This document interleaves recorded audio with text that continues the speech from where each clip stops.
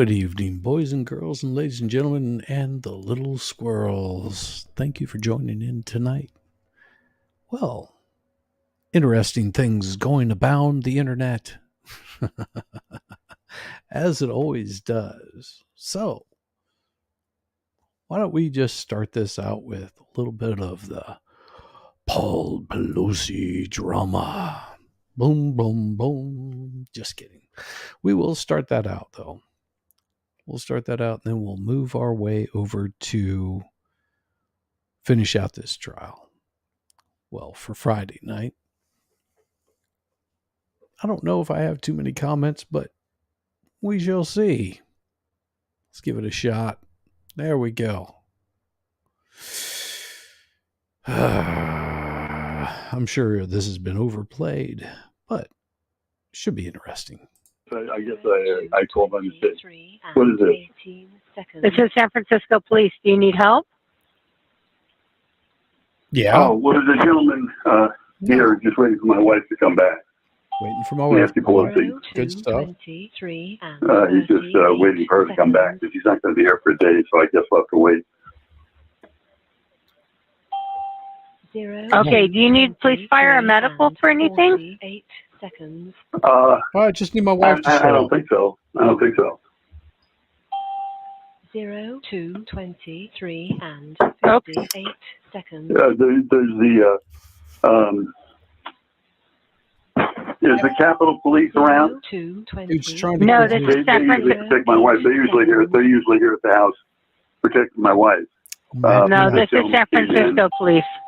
Friday, Oh, Jesus. I October understand. 8, Um, 2022. Okay, well, 0 uh, to 24 and and what do you think? 18 seconds. Okay. San Francisco Police Department, you are a bunch of fucking morons. I will just get that out of the way. You don't realize who you're getting a phone call from. You probably don't even recognize that that's the representative of your state. You probably don't even recognize that that's a representative of your city, or that her husband lives there. You don't even know that she's Speaker of the House, that she would be third in line if the president was to no longer exist and the vice president was to no longer exist, that his wife would be the most powerful woman in the world.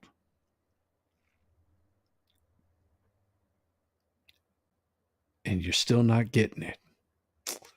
That's some incompetence right there. Hey, Daisy girl, how you doing?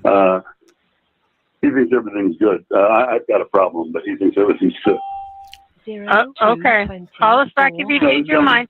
Oh, Jesus. No. This gentleman just came into the house, and he wants to wait here for my wife to come home. 0 to And so, 24 and 48. They're not quite fucking getting it. How else do you do this without tipping off your hat? Anyway, he Do told me you to put the know? phone down. Do you know who the person is? No. No, I don't know who he is. He has this. He's telling me. He's telling me not to. He's telling me not to do anything. What is your address, sir? 26. To 25 and 0. What is your name? Seconds. What's your name? My name is Paul Pelosi. Friday. Anyway, this gentleman says that 28 he thinks everything else. Dude, just imagine this. Just imagine this. You're 70 years old plus. Somebody busts their way into your house. You come down to find out what it is. And, well, because your city is so wonderful and glorious, you're not allowed to carry a firearm. And guess what? The people that are supposed to be protecting you, well, they're not protecting you. They're protecting your wife. They don't give a two shites about you. They only care about your wife. Your wife isn't there, so you really don't matter. Might be a bit of a problem. But, you know, he told me to put the phone down and just do what he said. Or else he's going to kill me. Okay? Okay. What's the gentleman's name? I don't know. What's that? My name's David. The name is David. David. My name's David. Okay, and who is David? 25. I I have don't no know. clue. What's that? Seconds. I'm a friend of theirs. Yeah, he says he's a friend, but as I But say, you I've don't. never. But you don't know who he is. No. 25 and No, Just no, was ma'am. in my house. 8 seconds. And this right here is why they did not want to have this information out there. It's not just that this can happen. The reason they don't want to have this out there is because this is where their city has gone to. That's why they didn't want to release any of this, because this is how far down the shithole that their wonderful, bright, and glowing city, their absolute feces-covered streets have become. That they would just much rather go, well, how about we send somebody out after you've been incapacitated? How's that? That's what they're looking for. Oh, gotta love it. Gotta love it. I bet Paul's going, damn, if only I could have married a woman from Alabama. Okay. He's telling me I'm being very leading, so I got to stop talking to you. 0 Okay. to 25 and Okay. 50 You sure I can stay on the phone with you just to make sure everything's okay? Oh, I'd love You know, to. he wants me to get that off the phone. 0 to 26 Okay. and 0 8 Thank you. seconds. Okay. Bye. Please don't. Jesus Christ. Yeah, sure, bro. Get off the phone. Why don't you get off the phone? I didn't want to talk to you anyway, bro. I don't know what you want me to do. Well, we will find out what Hobag 911 operator expected him to do and never did. Well, at least you did one thing, right? Hey, can you go check this out? Because all I know is that there's this crazy guy and he's calling up and saying that, something weird's going on over there. I don't quite know. I can't quite put my finger on it. Oh, jeez. Might be stupid. I don't know. Let's check it out. Let's see how stupid we are. So, this is the video from that night. Oh, yeah. Blast my eardrums Definitely out. don't want all Thank of you. here. Thank you. I definitely don't want all of here. Hello.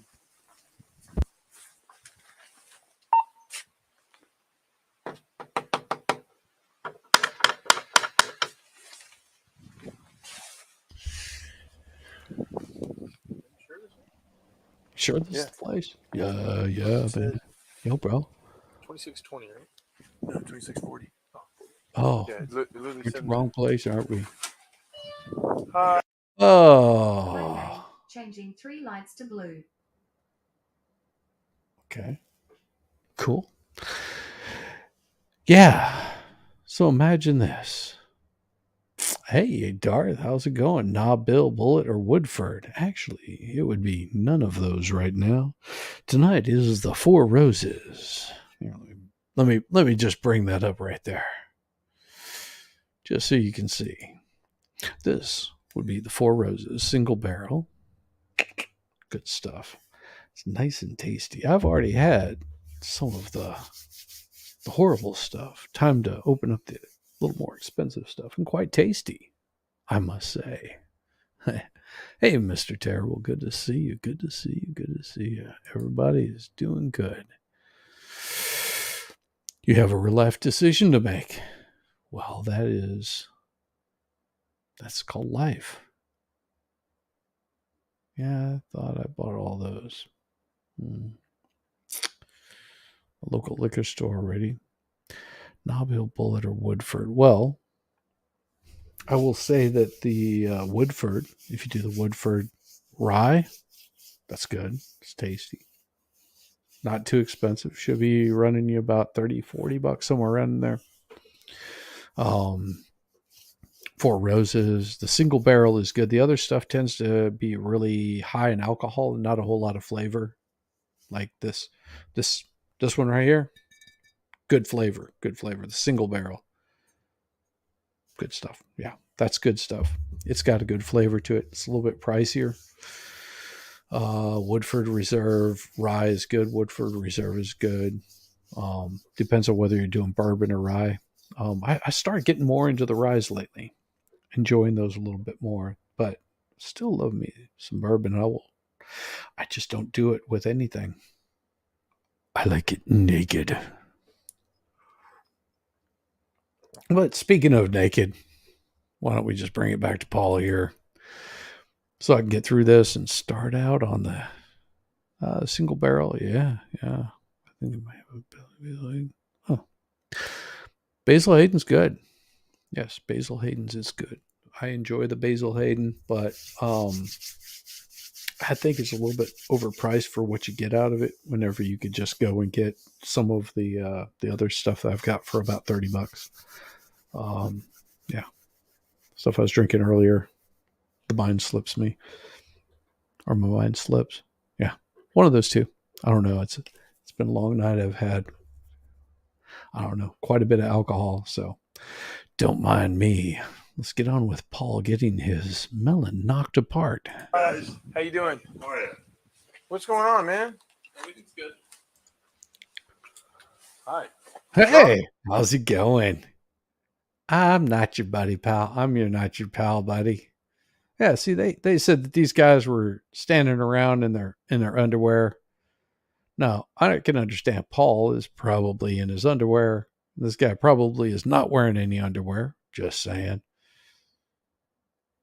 So a little creepy. And he's just basically like, yeah, this guy's threatening me. Help me. I'm trying to be as safe as I can here. You know, I may not agree with Nancy's politics, but dude, anybody breaking into a home, this is why you carry a freaking firearm. Of course, that's not really possible where they live, is it now? The hammer. Nope. He's going, Hey. What is going on right now? No. Don't ever do this. Angel's Envy is overrated and overpriced. Absolutely. I will 100% agree with you with that. If you're wanting something that's really tasty and not too expensive, you can always do some straight single barrel or single malt scotch, which would be some like Alberfell. I have the worst time saying names, even whenever I'm sober. And trust me, I'm not sober by any means. I do not intend on staying that way either. Tonight is the night of all the nights. Oh shit. Oh. Yes. Ouch. Get your fingers out of the butt crack. Edward 14, Edward, send back up code 3. Ouch. Code 3 back up at 26. Give me your fucking hand. Units code Give me your fucking hand. 40 Broadway for 14 hours.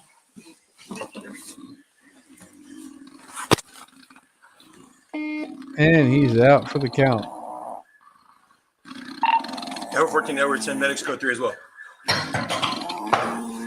got it? Sorry, 14 over, do you say medic code 3? Affirmative. Yeah. Not pretty sight.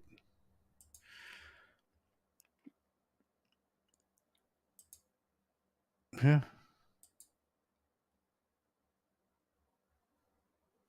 There you go. Absolutely. And that's the point of having any sort of adult sized beverage is you want to have something that is within your price range that you enjoy drinking. Just because it is more expensive doesn't mean it's going to be better. That's how I feel about wine. And I enjoy wine. You can get just as much enjoyment out of a $19 bottle as you can a $300 bottle of wine. You might have a different aftertaste. You might taste some different notes. If you're a wine connoisseur, you might be like, oh yeah, this is much, much better. Which, yes, I've had some pretty expensive bottles of wine. Yeah, I've had some pretty expensive bottles of wine. And as much as I enjoy them, I don't ever enjoy them as much as I do with the company I'm with. And here's to my chat, Darth Hideous, and all the other wonderful folks that might be joining in to kick back and sing a few show tunes with me. No, I'm not going to be singing show tunes, but you're welcome to sing if you want to. I won't stop you. I won't judge. Trust me. Sing away. Sing all the show tunes that you want to. Good thing is my headphones are on the other end of this microphone, and this microphone's on the other end of your headphones. So I will never hear you sing. So sing away. Sing away. But I won't be joining in. No, I won't be doing that. But here we go. Let's get on with this speedy trial because I'm running at 1.75 speed. We're going to make it go super fast. We're going to just zip on through this bullshit. Because I think this trial is absolute bullshit. Johnny Walker Blue, and it's really not that much better than Johnny Walker Black. Absolutely not. One of the better bourbon whiskeys that I've had, like American whiskey, would be a Jack Daniel's green label that was aged over 100 years. I believe it was. I could be wrong on that. It was given to a buddy of mine for a Christmas gift. Came in this nice little case. And yeah, that was absolutely smooth drinking, and I did not get a hangover the next day.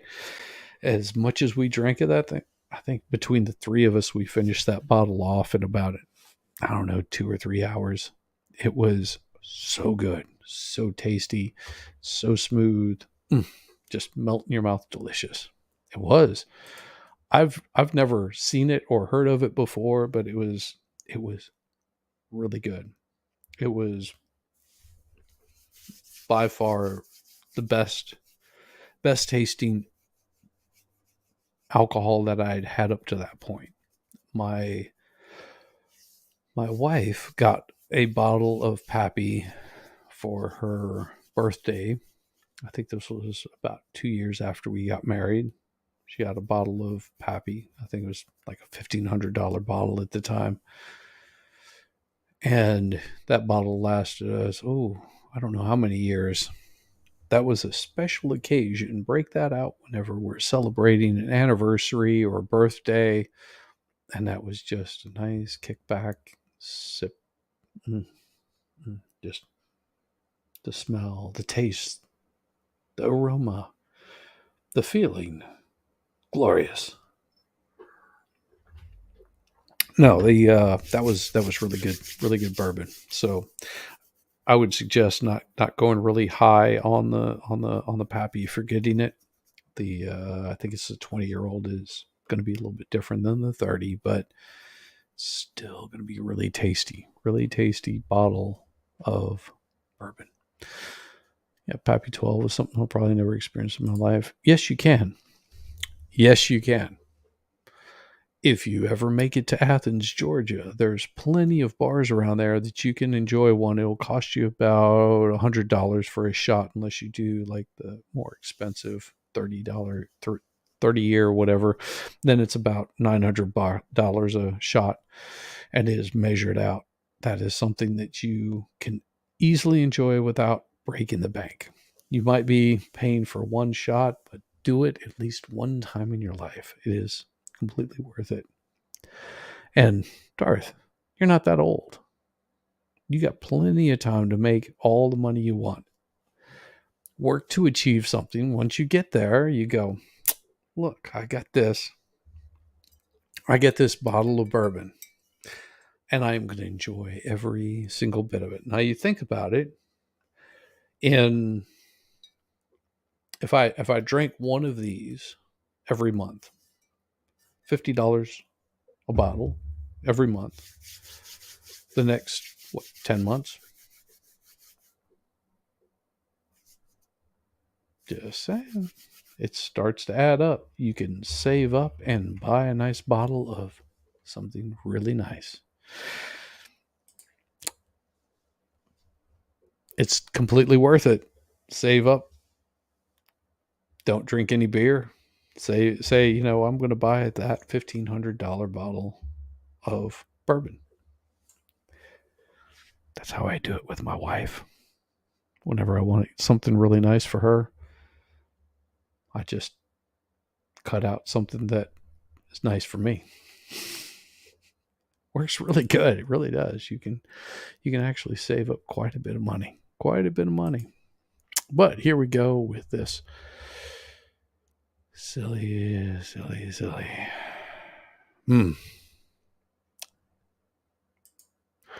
Fun. Dun dun dun. That's not me. That's them. Dun dun dun dun. Dun dun dun dun. Dun dun dun dun. Dun dun dun dun. Dun dun dun dun.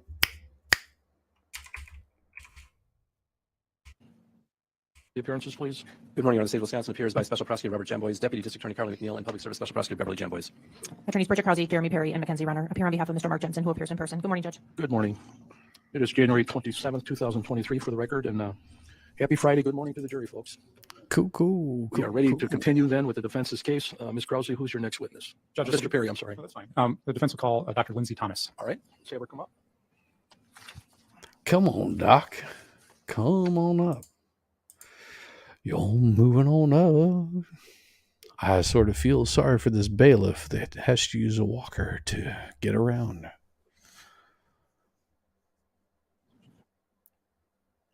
Standing, raise your right hand. So what is up To the with microphone. The purple and And black? if you could spell your first and last name for the reporter. Lindsay, Lindsey, Thomas, Thomas. Thank you. Go ahead, Mr. Perry. Thank you. Good morning, Dr. Thomas. Good morning. What kind of doctor are you? I'm a forensic pathologist. And what is a forensic pathologist? Forensic pathologist Oh. is the kind of doctor that is involved in medical legal death investigation. So we are the people who are called when there's an unexpected or unnatural death, and we do an investigation that may involve all kinds of things. And then we're the people who do the autopsies, and we're the people who come to the conclusion about the cause and manner of death. Do you treat or take care of living patients? No. All your work is done on deceased people. Yes. What types of deaths do you investigate? It varies from state to state. The state law mandates what types of deaths are reported to the coroner or medical examiner, but in a broad sense, it's all unnatural deaths. So accidents, suicides, homicides, undetermined deaths, but also any natural death that is unexpected. So a younger person or someone who doesn't have a past medical history. In some states, it requires that any death occurring outside of a healthcare facility has to be investigated. So it's really a broad array of the types of deaths that are investigated. You mentioned that a forensic pathologist determines cause and manner of death. Do you have special training to determine cause and manner of death? Yes. And what is that training? Well, it's part of our entire training as physicians to. Is this make those another determinations. forensic And then as pathologist? pathologists, we specialize even more in. So they're using the hammering on autopsy this. and other investigative tools to determine the cause and manner of death. And then Don't care. pathology is a branch of that includes both some clinical and a lot of anatomic. How injuries occur? Yes. Okay. To attorneys to help them understand the science in I'm forensic pathology. glad I'm skipping over this. At the same level of certainty. Probably other material information, but sort of all trying to put together a picture of what happened. Did you obtain a medical history in this case? Yes. And, There we go. How did you do that? Now we get to the thick By of it. reviewing Mrs. Jensen's medical records. Okay. And do you know how far back that dated? What I had dated back to 1981. Okay. I'm going to show you what's been marked as Exhibit 119.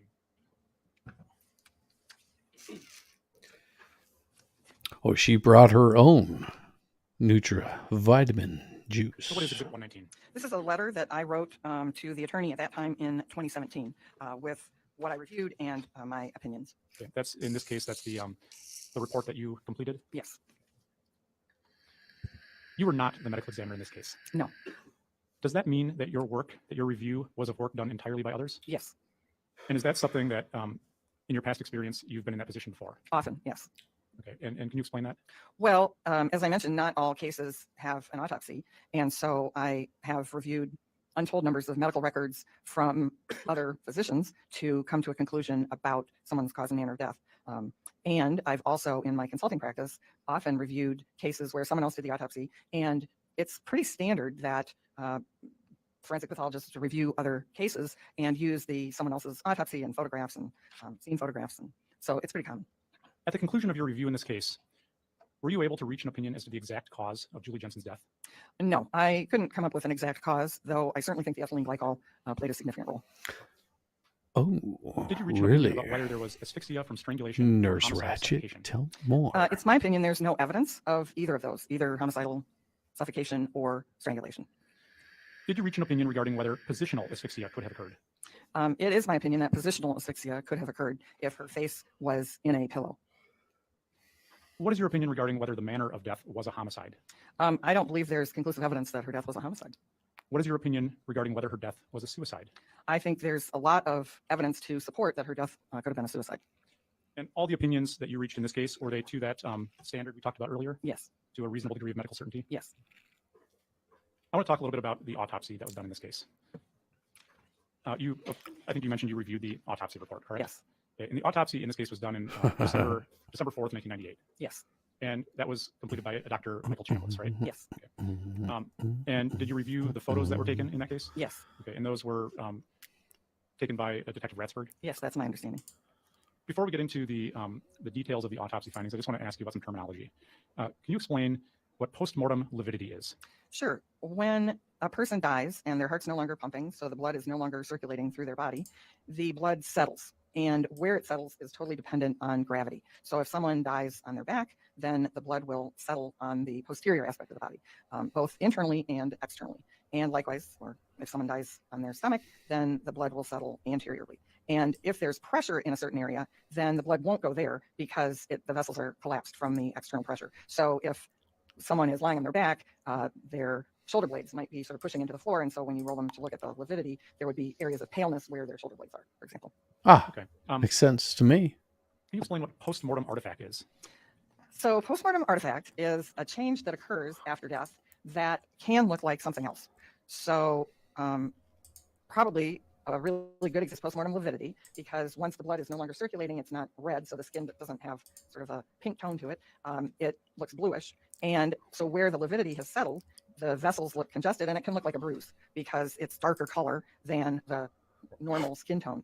Yeah. So that would be an example of a postmortem Makes sense. artifact. Or depending on how the death occurred, there may be sort of a terminal event that can result in some kind of finding that doesn't tell us anything useful about how the death occurred. It's something that can be seen in multiple different kinds of deaths. And so, for example, petechiae, little hemorrhages, depending where they're located, they may be significant. If they're in the face of the eye, that might suggest neck compression.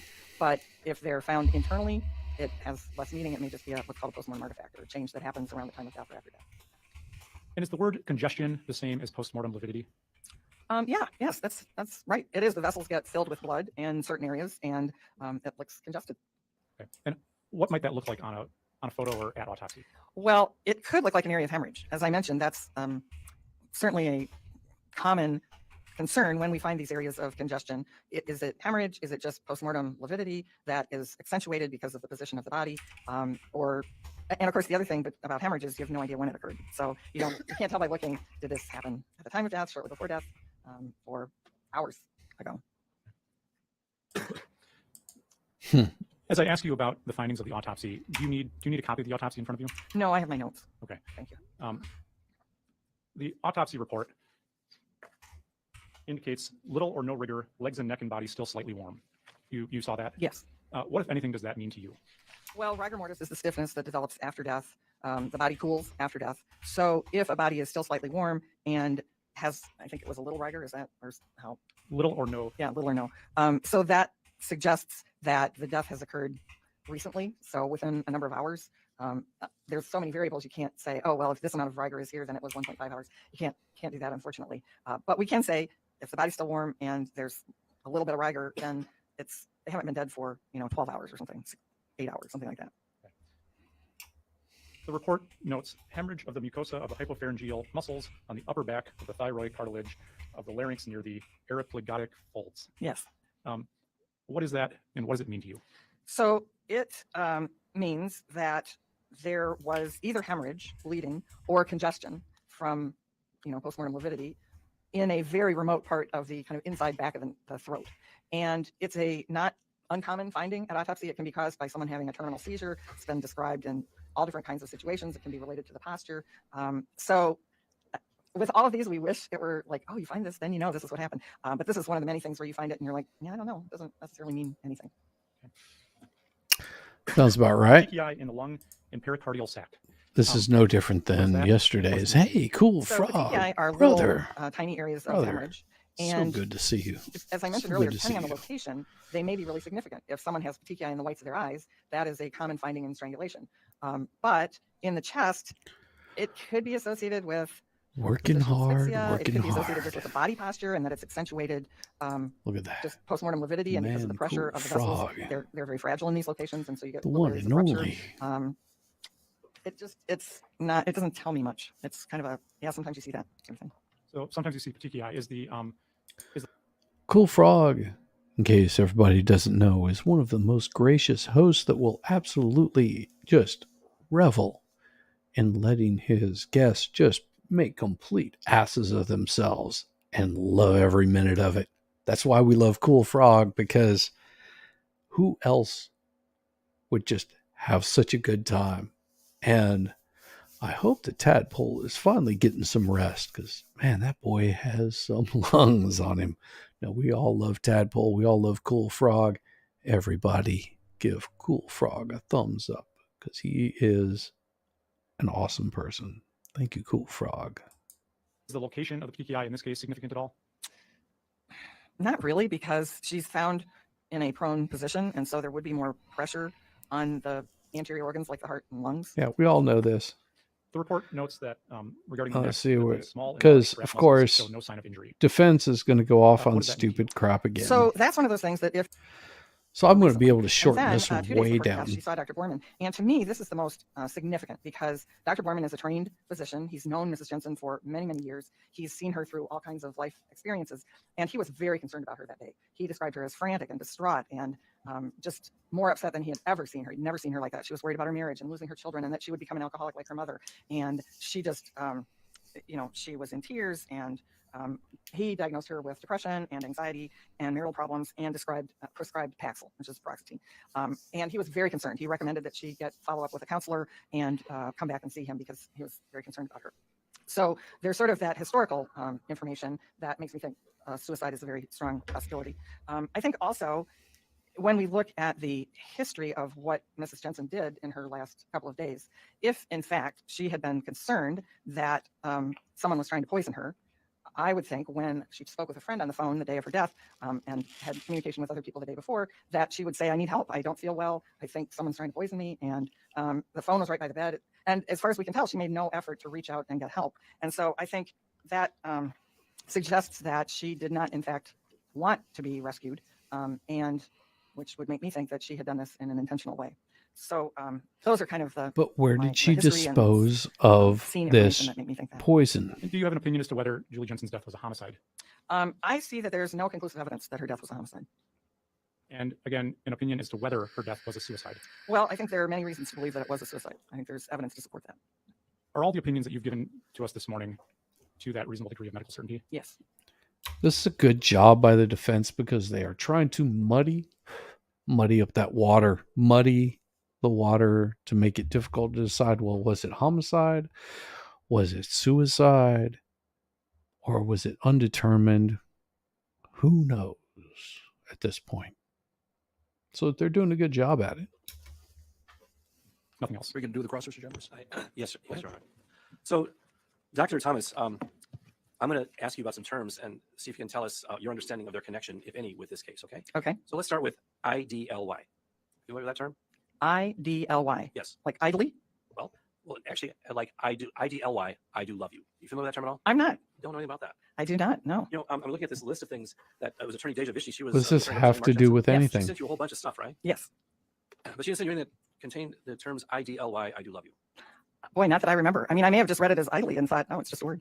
You know, everybody in the jury knows exactly what I'm talking about, but you didn't know what I was talking about. My husband and I don't use that phrase with each other. What about IWY? You familiar with that term? IWY. IWY. No. No. And the jury all knows that means I want you, but you didn't know that, did you? Again, no, not part of my vocabulary. Because of the information that the defense attorney did not send to you, apparently. Oh, she may well have said it, and I just rolled right over it. Oh, I think you would have remembered this. But what about IMY? Does that mean anything to you? I just, No, it doesn't, no. I miss you. The whole jury knows that. I miss Oh. you. Okay, Oh, well, then let's go to so warm Irish eyes. You Have ever must heard be the an term warm idiot. Irish You eyes? don't know what I'm talking Well, about. probably in songs that my father sang. Oh, no, but I mean in connection to this case. Oh, warm Irish eyes. Is that another term of endearment they use with each other? No, but the jury knows what it is, but you don't. Well, the jury has heard a lot. Yes, apparently they heard a lot more than you have about this case, right? That is entirely possible. So what about turtle? You ever heard the term turtle in connection with this case? No, See, again, the jury knows all about the term turtle. You didn't know about that? I did not know. What about a years-long campaign? Good of job sadistic, by the humiliating, prosecutor, I harassment, and must emotional say. torture directed against Julie Jensen. Did you hear about that? I did. Did you learn, or did you know that it was almost certain that was Mark Jensen that was doing that? I knew that was the theory. Yes, So you didn't know how warm Irish eyes and turtle connects up to establish that Mark Jensen's the person that did that. I do not know. What about Ed Klug? You heard the name Ed Klug? Yes. Tell me about Ed Klug. My understanding is he was a coworker of Mr. Jensen. Yeah, that's it. That's all you know. That he was a coworker of Ed Jensen. Well, and that he made some statements many years after the fact. But that Ed Klug made statements many years after the fact. Yes. What were those statements that he made many years after the fact? That Mark She's gonna Jensen get- had told him He's he going was to get thinking of killing his hammered wife. on this. And were you aware that Ed Klug indicated that Mark Jensen had told him that there was this drug that they don't look for at autopsy that crystallizes you from the inside out? Yes. And you heard that Ed Klug just made this statement years after this incident occurred. Yes, and all of that. Are you familiar with Years Joanne and Klug? years. I presume that's a relative of Mr. Kurtz. Imagine Well, at a the time that Ed decade Klug was later in made talking these about this in statements. 2007, Joanne Klug was his wife. Is that- Okay. Okay. And now, today, these days, they've been divorced for many years. You didn't know that? I was not aware of the Klug's marital history. No. Did you know that Joanne Dude in the back in a black shirt, this guy right over here, this home chicken, needs to stop. He needs to move locations because it looks like he's doing other things than just having a bad vibration of his leg. Klug confirms Just saying, it looks so bad. that on November 7th, 1990, Stop, just stop. My eyes are bleeding. Ed Klug was telling her that Mark Especially whenever it's on 2 times speed. It just looks wrong. Jensen was talking about killing his wife. Were you aware of that? That does sound familiar. Yes. So it's not statements that he made years later. It's also about statements he made as pretty much as they were occurring, as Mark Jensen was telling him these things. Were you aware of that? Well, when did Mrs. Klug's come forward with those statements? Oh, in 2007. But she was testifying that Ed Klug had been telling her about this in November 9 of years 2007. later. Were you aware of that? So it was long after the I'm fact. sorry. Ed Klug was telling her about this in November of 1998. So it was But her long after the testimony fact. was well after the fact. That's true. Okay. But can you think of any reason why Joanne Klug would come in and lie to this story about a conversation that she'd had with her husband in November 7th of 1998? Probably not intentionally, but I don't know where I was on November 7th, 1998. I bet if your spouse called you from a hotel room and told you, I'm sitting down with these other guys and we're wife bashing, and he's talking about murdering his wife with antifreeze, I bet you'd remember that conversation, wouldn't you? Maybe. And I'm sure I How would about have said the name Ted Boyd? something Does that ring any bells? beforehand. I believe that was their neighbor, Yes. Do you remember what Julie Jensen had been telling Ted Voigt in the weeks preceding her death? that she was concerned that Mark was going to kill her or poison her. That Mark was going to poison her, and that he was chasing her around trying to get her to drink things? Do you remember him telling that testimony? Yes. Do you remember Ted Voigt testifying that Mark Jensen was And it's pressuring all Julie Jensen hearsay. to go to the doctor? Yes. What about Paul Griffin? Are you familiar with that name? Paul Griffin. I'm not sure. Well, would it surprise you that Paul Griffin is Julie Jensen's brother? Yes, right. And that Paul Griffin testified that he didn't know his mother was an alcoholic while he was living at home, right up to the time he was 18. Were you aware of that? I did not know that. He did not become aware that his mother was an alcoholic until she collapsed at Julie and Mark's wedding. Were you aware of that? I was not aware that she collapsed at the wedding. And Paul Griffin describes So awesome. a very nearly idyllic family life with his parents and with Julie and his siblings. Were you aware of that? So it's not surprising. Different children have different perspectives. What about David Thompson? Are you familiar with David Thompson? That name does sound familiar. You know that David Thompson was the person that Mark Jensen conspired with to remove Ed Klug from the picture before the second hearing in this matter. I knew they had spoken in custody, but I was not aware of that. Were you Or aware I'd that? forgotten if I was aware. Were you with their telephone? The jury heard the telephone conversations where David Thompson was talking to his daughter's mother about picking up some money from Florence Jensen, Mark Jensen's mother. Were you aware of that? No. Were you aware that there were phone conversations between Mark Jensen, and the jury heard these conversations, phone conversations between Mark Jensen and Kelly Jensen, as she now his wife, about getting $500 to his parents twice? You didn't know about that? I knew that there was a relationship there, but I didn't know the details of conversations. Well, this isn't so much about the relationship. It's about the facilitation of the kidnapping, the abducting of Ed Klug so he couldn't testify at the second hearing. So you weren't aware of this phone conversation where Mark Jensen was talking to his wife to set in motion this scheme to kidnap, to abduct, and to hold Ed Klug so he couldn't testify at the second hearing? You weren't aware of that? I was not. You weren't aware of Mark Jensen's phone calls with his mom where he's laughing about how David used to sit on Doug and sometimes kids have the best ideas? You weren't aware about that? No. You weren't aware about the conversation with Florence Jensen where Mark Jensen was asking her if she picked up the money yet from Kim being the mother of David Thompson's daughter? Oh, You didn't know about Jesus that? Christ. Is he going to Know do about this the crap all conversation over where, again? Mark Jensen actually talked to Kim to confirm that everything's going according to plan? If they think something's a homicide, then they're looking at it from that angle. So that's why it's important to look at more information than just is provided from one source. And you are aware that at the second hearing, the medical examiner in this county was Dr. Mary Mainland. Yes. Had you ever heard of Dr. Mary Mainland before? Oh, Jesus. You can see the way Julie Jensen's. I gotta speak on the microphone. Now maybe he'll get to some substance. Sorry if I'm skipping the way that Julie way too Jensen's fast, arm is but splayed it's beneath absolutely Her boring on and this bullshit. mattress, correct? Correct. And can you tell by looking at the mattress the way it kind of leans in there? It does appear that it's kind of leaning in there. Like when you lay on a mattress, if you lay on a really firm mattress, the mattress has any give. But this mattress seems to have some give, doesn't it? I don't know. The sheet looks wrinkled. Yeah. Hey, what's your Now, point? I'm surprised you learned that Mark Jensen told Detective Ratsburg that he rolled Julie into that position. Were you aware of that? Yes, I'm not that she had been moved surprised. after she was initially found. Here's a simple answer to a moron like this. I'm not surprised that you would see that. To every time that he says, "Are you not surprised?" say, "I'm not surprised that you see that." Simple. It's very simple. They should prep these people so much better. Would you be surprised? No, I'm not surprised on your opinion of the situation. I'm not surprised that you see this. Of course, I'm not surprised if you see boogeymen everywhere that you look, because this prosecutor's a moron. Comes back into the bedroom and she's still breathing. Correct? You with me? Okay. Mhm. Let's assume that he told his children. Look at the photo on the top. So here's the thing. We're supposed to assume every single thing that this guy says happened. You can see below the ribcage, there's this enormous stomach. Yes. And I think if there was pressure on the chest and abdomen, that there would be regurgitation of something from that enlarged stomach. And there wasn't any described. He didn't say he sat on the abdomen. He said he sat on the chest, right where the lungs are. He sat up. The lungs are up here, and the stomach is down here, right? The stomach actually is right underneath the rib cage. Furthermore, I assume Mr. Jensen is an adult, and unless you just stand on the chest, if you're actually kneeling on the chest, there is going to be some pressure on the mid back, which is over the abdomen. Oh, nobody said he kneeled on the back. He said he sat on her. He said he got on her back. He sat on her. So let's say even more. He sat her back and shoved it using his left arm, shoved her face into the pillow. You're saying that scenario is inconsistent with that description of her death? Well, just the aspect of nothing came out of her stomach. That's okay. My problem with that scenario. Okay. So you think in each and every instance, when there's a manual asphyxiation like that, where somebody's sitting on somebody's chest, they're going to regurgitate? Not 100%. So let's assume that Mark Jensen comes back into the bedroom. Hypothetically assume this. He comes back into the bedroom and she's still breathing. Correct? You okay. Wrong Let's assume answer. that he told his... Stop answering his question so fast. You should have stopped and thought about it and said, not every instance, but more often than none. Children, he promised his children earlier that morning that if mommy wasn't better, we'll take her to the ambulance, we'll take her to the hospital. Yes. Let's assume that. And so then let's assume when he comes back, he finds she's actually breathing better and she's not dead yet. And he's worried about the promise he made to his children. So let's assume he then sits on her chest. So you're assuming a lot. Stop assuming, because it makes you look like this little red man, an ass. On her abdomen, sits on her chest and shoves the face into the pillow. Wait a second. He sits on her chest, so she would have to be on her back, sits on her chest and shoves her face in the pillow. So he would have had to turn her head 180 degrees to shove it in the pillow. That's what he's saying. Okay. Until she stops breathing. Let's assume that. Okay. Now, is there anything in that crime scene photo and anything at autopsy that's inconsistent with that scenario? Yes, her head isn't turned 180 degrees and nobody is on her chest. Other than the things I've already mentioned about the scene and the lack of injury, no. Now, when you were talking on direct examination, you were indicating that you would have expected with manual asphyxiation, you'd see injuries consistent with the victim fighting against asphyxiation. Yeah.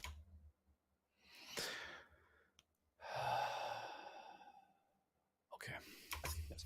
Now, you're also aware that at the time of death, she had Zolpidem on board. Yes. She had Librium on board. Yes. And you are aware that at the time somebody dies, there's somewhere between the second and third stage of ethylene glycol poisoning. If Yes. you die from ethylene glycol poisoning, right? Yes. Now, if Julie had received 1 or 2 doses of ethylene glycol starting in the evening of December 1st, and then possibly a second dose on the morning of December 2nd, or the evening of December 2nd, then by December 3rd, she was likely somewhere between the second and third stage of ethylene glycol poisoning, right? Yeah. Prosecutor, you need to step up your game. You're losing it. Retire. You're a horrible prosecutor. Yes. And one of the stages in the third stage of ethylene glycol poisoning. This dude could easily get off because of this guy being just a complete douchebag. The person goes into coma, isn't that true? That can happen, yes. So Julie could have been in a coma, or she could have been unconscious at the time that Mark Jensen sat on her and shoved her face in a pillow. Isn't that true? Yes. And then you would not expect to find any injuries consistent with her struggling, correct? Correct. He's thinking he's getting big wins because he's getting her to agree to things that are not true, and defense will tear him apart again, as they've done every single time.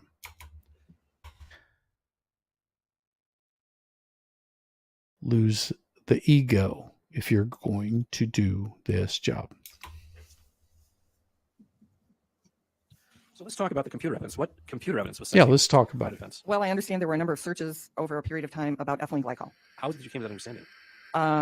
Oh, I don't know if I was told that or if I had some kind of documentation about the computer. I don't remember. You got your report from you, doctor? I do, yes. Okay. So it's informed this letter. Is it Jeremy's Vishny? Is that the letter you got? Yes. Okay. And then you list 47 items, correct? Yes. And was that a comprehensive? You said at your request, I reviewed the following materials, correct? Yes. And you don't list anything in there about the testimony of Marty Cook or Rhonda Mitchell from the last proceeding, do you? No.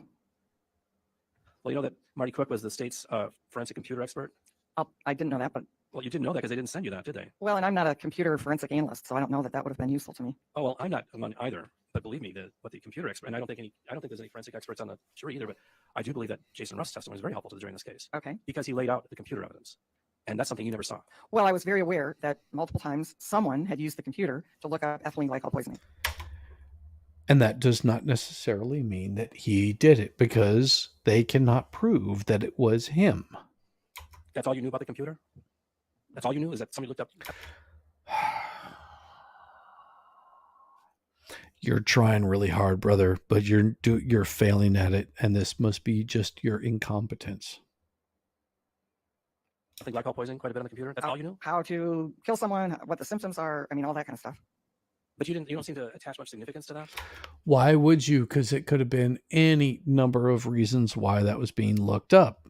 Well, I mean, I don't know about computers back in 1998, but how do you know, looking at a computer, who used it? It's not like nowadays where, you know, our phone knows who we are and where we are 24/7. I mean, in 1998, somebody used a computer, but if it's a computer that's shared by a husband and wife, they may use each other's passwords. I mean, You know, doctor, you had talked on direct examination about something called cognitive bias. yes.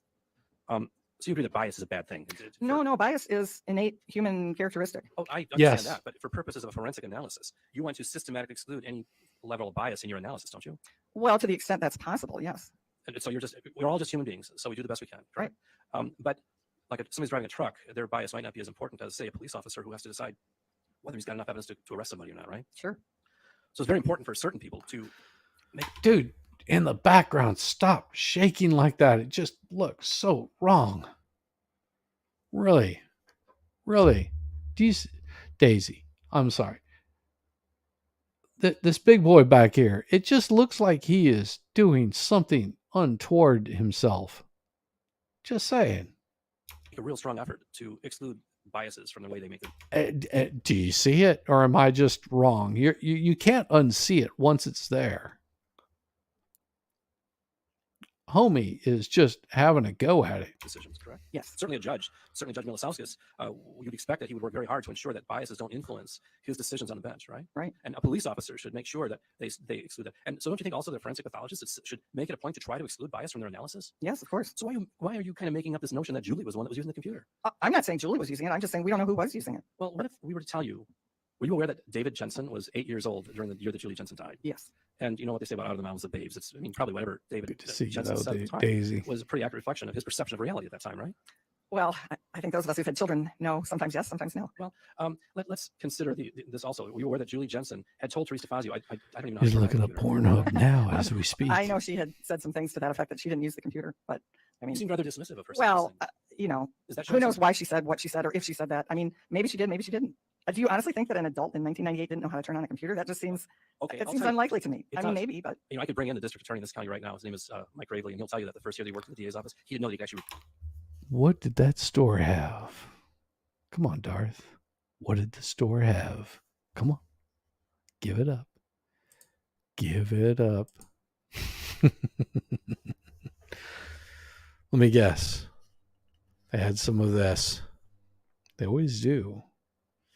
It's good stuff. It's not expensive either for what you get. Tasty. Reply to emails. He'll say that. oh, I can believe that. And I so mean, I I- know there are people that don't. But So, Darth, I know that you just got back from the store, but you're going to see this big chunky boy back here. He is. yeah, the single barrel is the best way to go. And it's tasty. I would toast more to you, but currently, let me finish this off and then I'll pull another one up for you. That was just a little bit left in there. So, Friday night is a wonderful night. Wondering what the fuck he was hollering at me. Oh, I'm sorry about that, Daisy. So right here, nice, freshly filled dram of single bourbon. I raise my toast to Darth Hideous. I will not swallow this whole thing because I enjoy just sipping away at my liquor. Just don't get the wrong idea, Daisy. Difference between liquor and lick her. Okay, this is liquor. Good stuff. This is for you, Darth. Enjoy a nice, smooth bourbon. Drink it neat. Drink it with a little bit of ice if you prefer. Just drink it. Enjoy. Cheers, brother.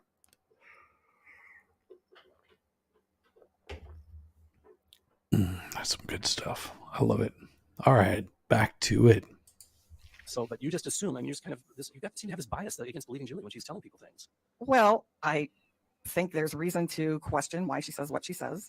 And I mean, it's not like I accept everything that Mark Jensen says as gospel. So you don't accept everything he says as gospel, but you do rely upon Mark Jensen's representations and determine that Julie Jensen was possibly suicidal, right?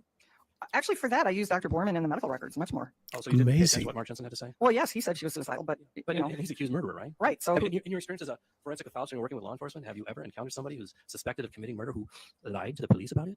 People lie to the Have you ever suspected somebody that is suspected? Have you ever considered somebody that's suspected of murder lied to the police? Well, have you ever suspected someone that tries to kill themselves or does actually delete themselves of actually deleting themselves?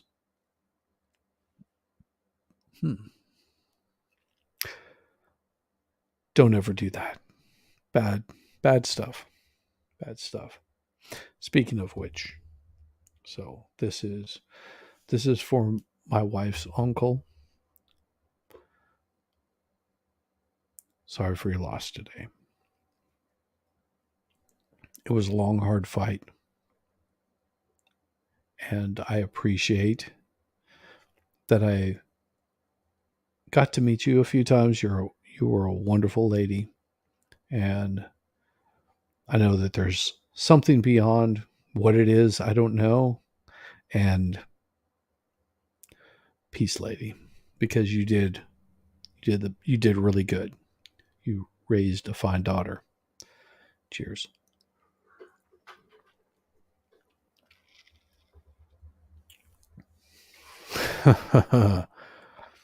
Nice.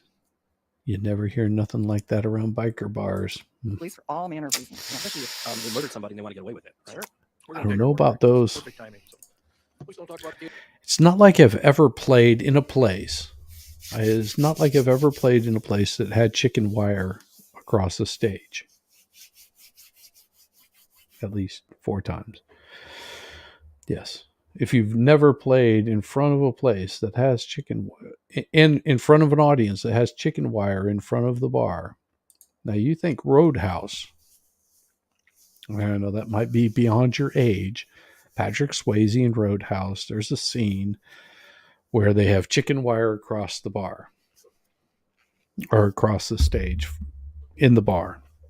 Yes, I have been in those situations, and there is a reason why they put that chicken wire there. It is more of a let's throw food at the monkeys and watch them react. It gets crazy. But,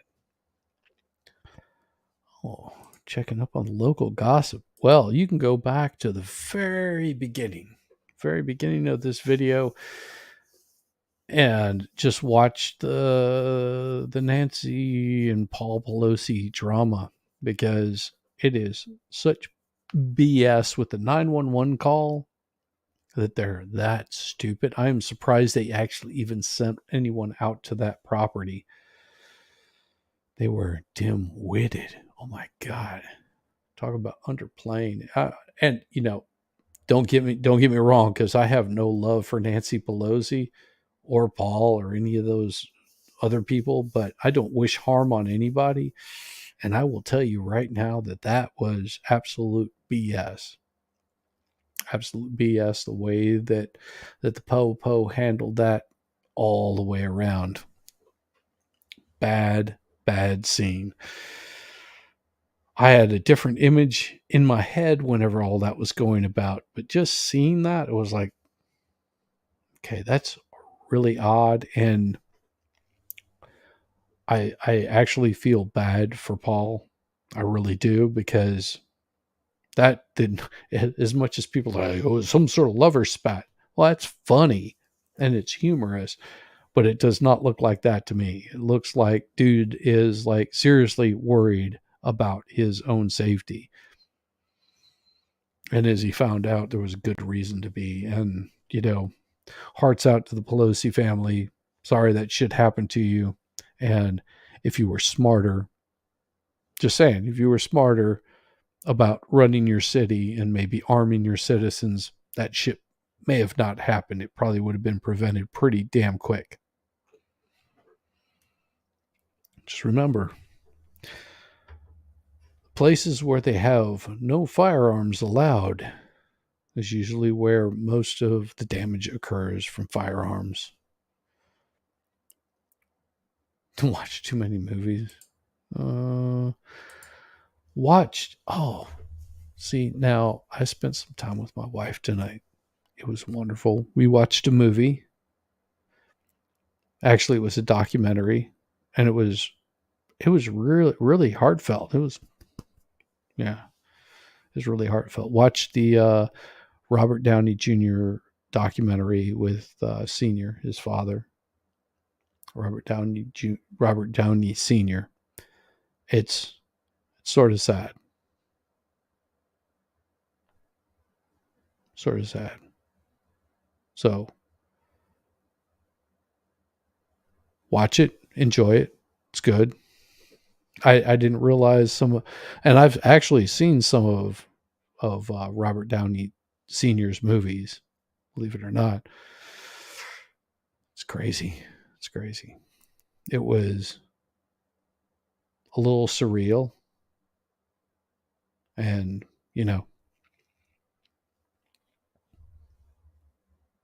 would not want to be in, as much as we think, oh yeah, great movie star, you can also see the tragedy of it all. If you watch the whole thing and sort of get an idea. Gonna offer ourselves, good God, I hope not. Never. Please don't. No, go watch it. It's good. I highly recommend it.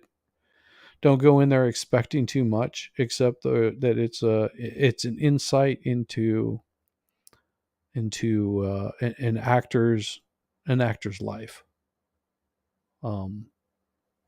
It's pretty heart-wrenching.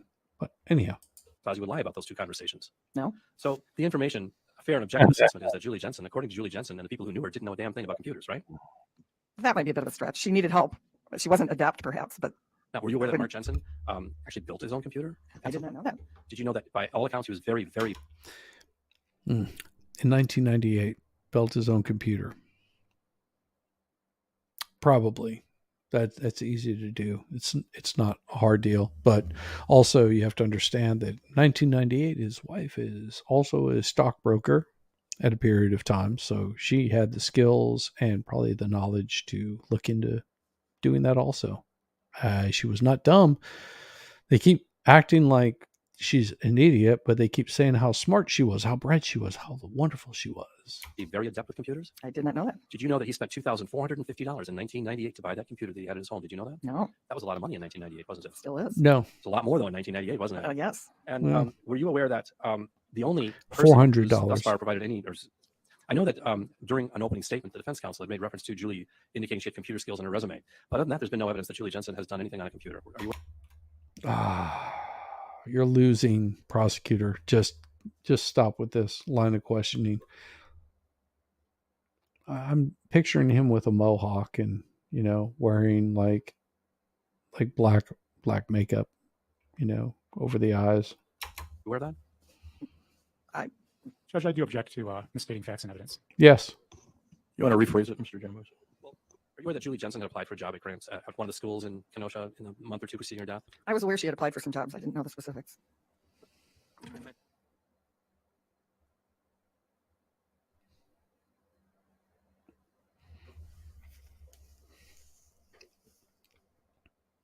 Mm-hmm.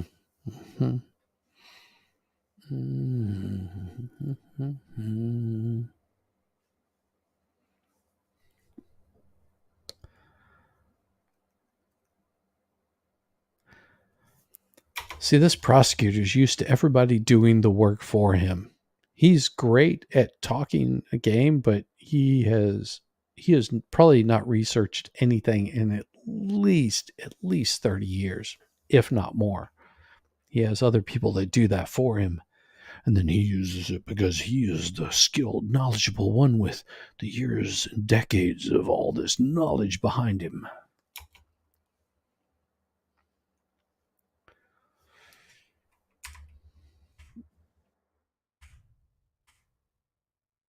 Yeah, I suspect after this he retires.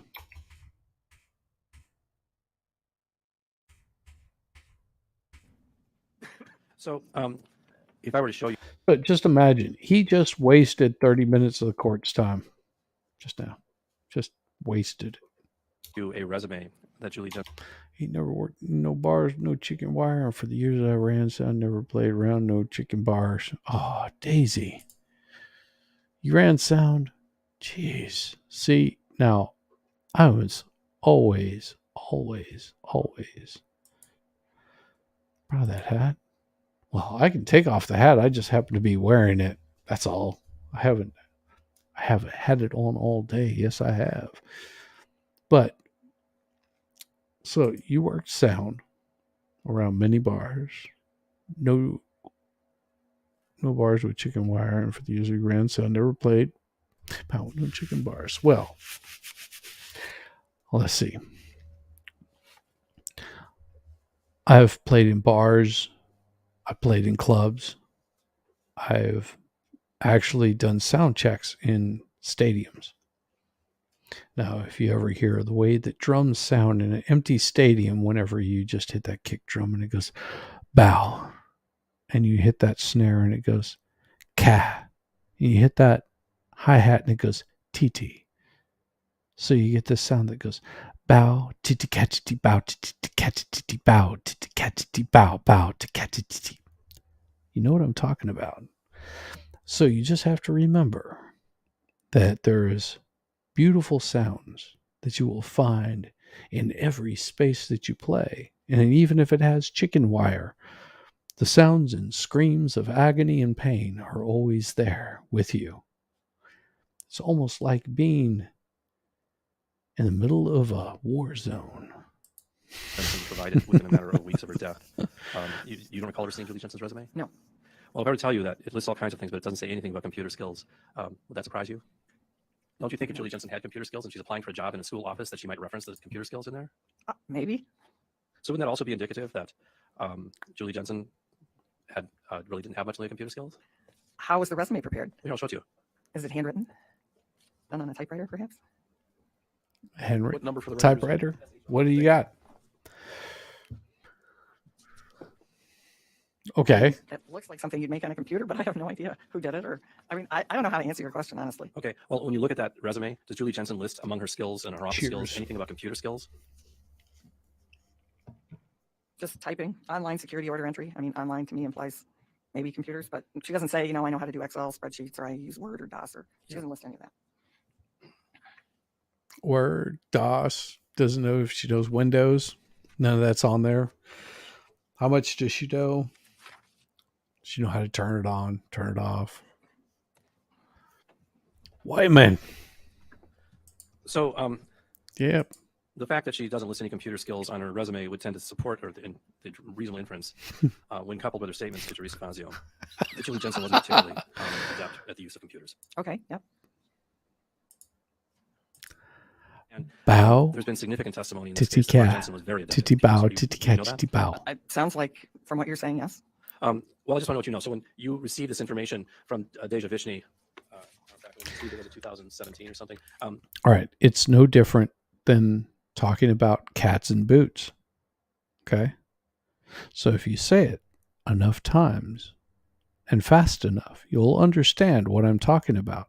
Just all you have to do is just say cats and boots and then speed it up until you get to the point of you're going boots and cats and boots and cats and boots and cats and boots and cats and boots and cats and boots and cats and boots and cats and boots and cats and boom, boom, boots and cats and boots and cats and boots and cats. See, now you got it. Yes, and they're all degenerate furries. you didn't receive any information indicating that Mark Jensen was very adept on computers and that Julie didn't know much about computers, did you? No. And you didn't receive the reports of the state's computer analysts, correct? Correct. So you were unaware of the nature of the searches for poisons and so forth that existed on the Jensen home computer. Just that there were searches for poisons, and I think specifically ethylene glycol. Did you know there were searches for pipe bombs? That does sound familiar. Mercury fulminate? Yes, yes. Botulism? Oh, I don't remember that one. No. And Only these the are all big searches that were done on the ones. Jensen home computer. You were aware of that? Well, little Well, ones yes, I too. knew the search for poisons If was you're done on the into home computer. those. Were you aware of David Which I Herring's testimony that might Mark be. Jensen was frequently seen looking up drugs and drug interactions on this computer at work? I don't remember if I knew that. Were you aware that Mark Jensen had commenced a sexual relationship with Kelly Labonte in That's September good. of 1998? I was aware they No, were having it's a not going to relationship, happen. A sexual relationship, Yes. Okay. a romantic sexual relationship. You were aware of that? Yes. Were you aware of the email exchange between Mark Jensen and Kelly Greenman? This was in October of 1998 about running off somewhere. Did you? A cruise, I believe, was mentioned. Windstar Cruise, yes. Are you aware of that? Oh my gosh, So when you're looking at the past history, of we the are case, talking. Oh, when you're evaluating a case in conjunction with law enforcement to assist them in Oh. a case, I'm getting excited. Windstar. It is top of the line. Windstar Cruise. those are the kinds of historical facts you'd be considering. Wouldn't you? Certainly law enforcement would look at that, wouldn't they? Yes, certainly. And yet, when the defense counsel sent you all this stuff, they didn't send you the reports from the Wisconsin criminal information, or from the Wisconsin crime lab analysts about Oh, it's going to be really shit if she says, oh, actually, they did. the computer searches. Yeah, that would be outside my area of expertise. I mean, I was aware that there were computer searches, and I think that's about the extent of the information that I would be able to analyze. I wouldn't know how to use a report like that. Well, but in terms of the history of the case, you'd know that it would be important, it would be relevant in determining and distinguishing between the possible manners of death. It would be relevant to know that the prime suspect had a strong motive to murder his wife, or at least get her out of the way, right? And so, I'm sorry, I thought we were talking about the computer. The computer Get her, get her, get her, get her done, boy. contained evidence that Mark Jensen was having an affair with Kelly Labonte. Oh. So you're talking about computer and then some other shite. Oh, okay. So you're saying that the affair would be a motivation? Well, I'm asking you, would that be a factor that you might consider in determining whether or not the husband of a dead woman had motive to murder her? Wow, I don't know that I would link an affair with the urge to murder. I mean, if the wife knew about the affair, it might equally be a reason to worry about losing your marriage and depression. And so, I mean, certainly affairs are disruptive, can be disruptive to marriages. But so let's talk about the specific stuff in the computer that apparently you've not seen. You didn't see the specific exchange between Mark Jensen and Kelly Labonte about them going on a Windstar cruise together. You did not see that. You heard about it, but you didn't read it. I think that's right. Yes, but I'm not positive. You think it's right that you heard about it, but that Right. you did not read it. Right, I think that's right. And you didn't read in the exchange that Kelly Greenman was asking Mark Jensen about. I mean, she said there are certain issues we both need to deal with. Right. You aware of that? Other words, she's saying, prosecutor, you're reading too much into it. Stop reading so deeply into it because what you're reading into it may not be true. I knew that. Mhm. And that Kelly indicated that her issue was that she was just married a guy by the name of Mark Greenman, right? Right. So her issue was she was going to have to divorce Mark Greenman, correct? Right. What? And in fact, that's what she did. She divorced Mark Greenman. Did she? And when she asked Mark about what, Well, he that's was going to do about his interesting. he said something about, well, you know, those details are just noise in the greater picture. of So things. does he really- know that Yes, she yes. did this? Just noise. So his details were just noise in the picture to him, correct? Noise, Yes. just What did noise. that tell you about the significance that Mark Jensen attached to his wife, Julie? That she was just noise in the greater picture of things? You know, I'm not sure what people say to other people with whom they are having an affair that No. to try and diminish the role of their marriage. One certainly hears a lot of stories about, oh, you know, don't worry, I'm going to leave her. Or, I mean, I just think this is so beyond the appropriateness of my analyzing what they're saying. Well, you are aware that in response to that, Kelly Greenman referred to Mark as an evasive little shit or something to that effect. And you would agree that it's correct to say that he was being somewhat evasive about what he's going to do about his issue or the details in the greater picture. So, I'm just curious. His wife liked to write letters. What's to say that she wasn't still having a little part-time lover? You think evasive, wasn't he? Yes. And as a forensic pathologist, when you look at the history of cases, you look at the behavior of the prime suspect, the prime murder suspect in the weeks and months preceding the death, if that becomes relevant to establishing the cause or manner of death, don't you? Okay. You do that, don't you? That's really more a law enforcement role. But didn't you say you work with law enforcement when you're Yes. conducting your analysis? Yes. I think motive is so hard to know. I mean, I think if the evidence supported one manner over another, then obviously that other information comes to play. Well, it seems to me, Doc, you're all over this issue of suicide, but you don't seem to be paying any attention to this issue of homicide. Oh, I'm certainly aware of the issues that led law enforcement to believe this was a homicide. I'm well aware of those. All I'm saying is I don't see any physical evidence to support that. I don't see any evidence. And with respect to interpreting all of this other evidence that you're bringing up, I think that's really the role of the jury. Well, except you say you don't see this evidence. That's because the defense. Good didn't give it to job you. on You her. didn't know about IDLY, IWY, IMY. You didn't know about that. I did not know about those. Didn't know about one. What does that matter? Prosecution is about to turn Pete red and lose his shit because he is so pissed she's not playing into his game. Rich eyes or turtle, did you? Not that I recall. You don't know about the pretty strong evidence that we've presented to the jury that Mark Jensen is the actual person who intentionally, sadistically, emotionally, psychologically Object to this bullshit. tortured his wife for years before her death. Would it be rude to say we've gone over this? Yeah, I'm just wondering. I want. Nice. Good call, lady. It's not rude. Go ahead, tell me that. I kind of feel like we've gone over this. Yes, but I'm trying to get you to acknowledge that there's evidence of a homicide in this case.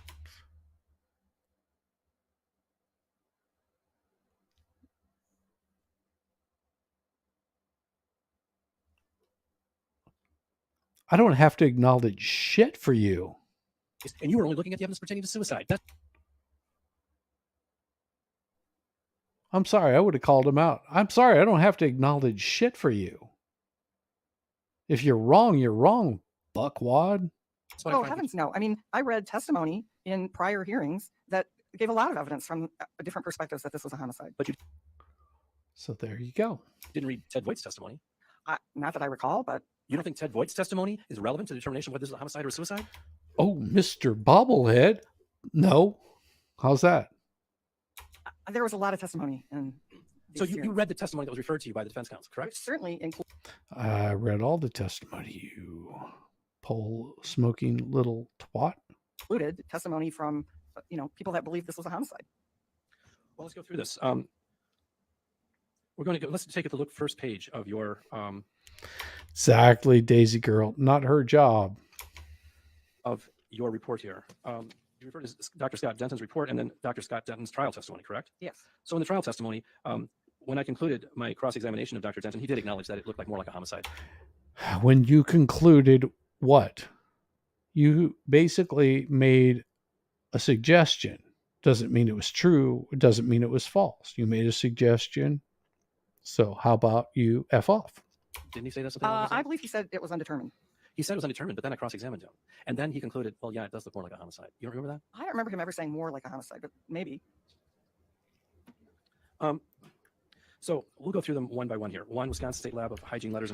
Oh, this shit again, where he's going to go, well, let's break this down one by one to show that my prosecution was so awesome because I am so awesome because I am a beady-eyed little man.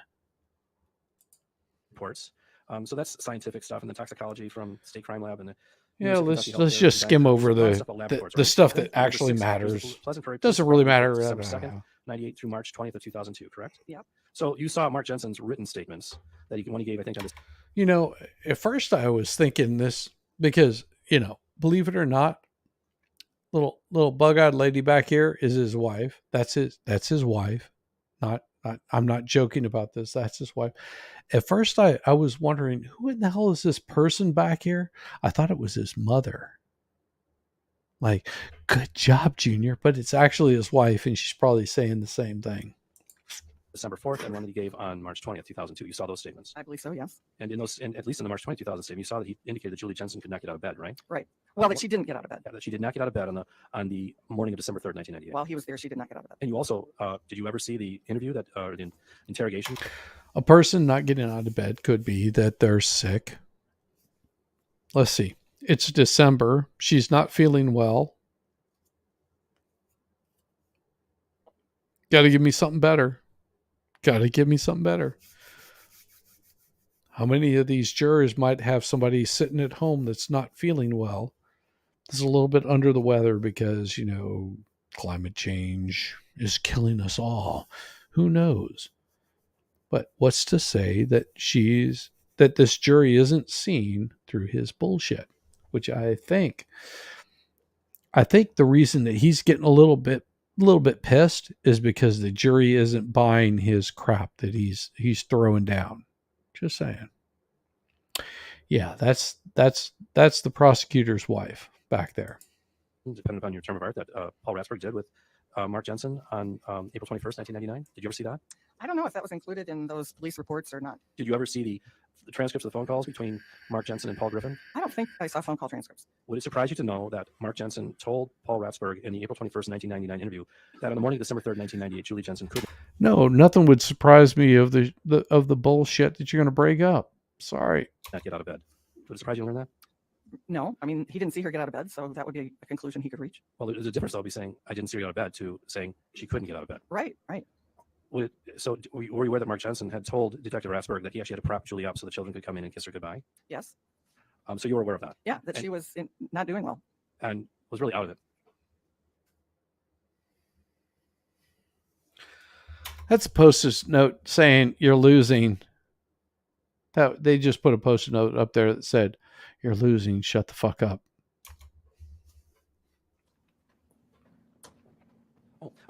Defense counsel has kindly assisted me here. He pointed out that at number 39 of your list of things you did look at the interview with Mark Jensen on April 21st, 1999. Oh, good. There you go. So our thanks to Mr. Perry. Because this old bastard is meandering around and has no idea what the hell he's doing.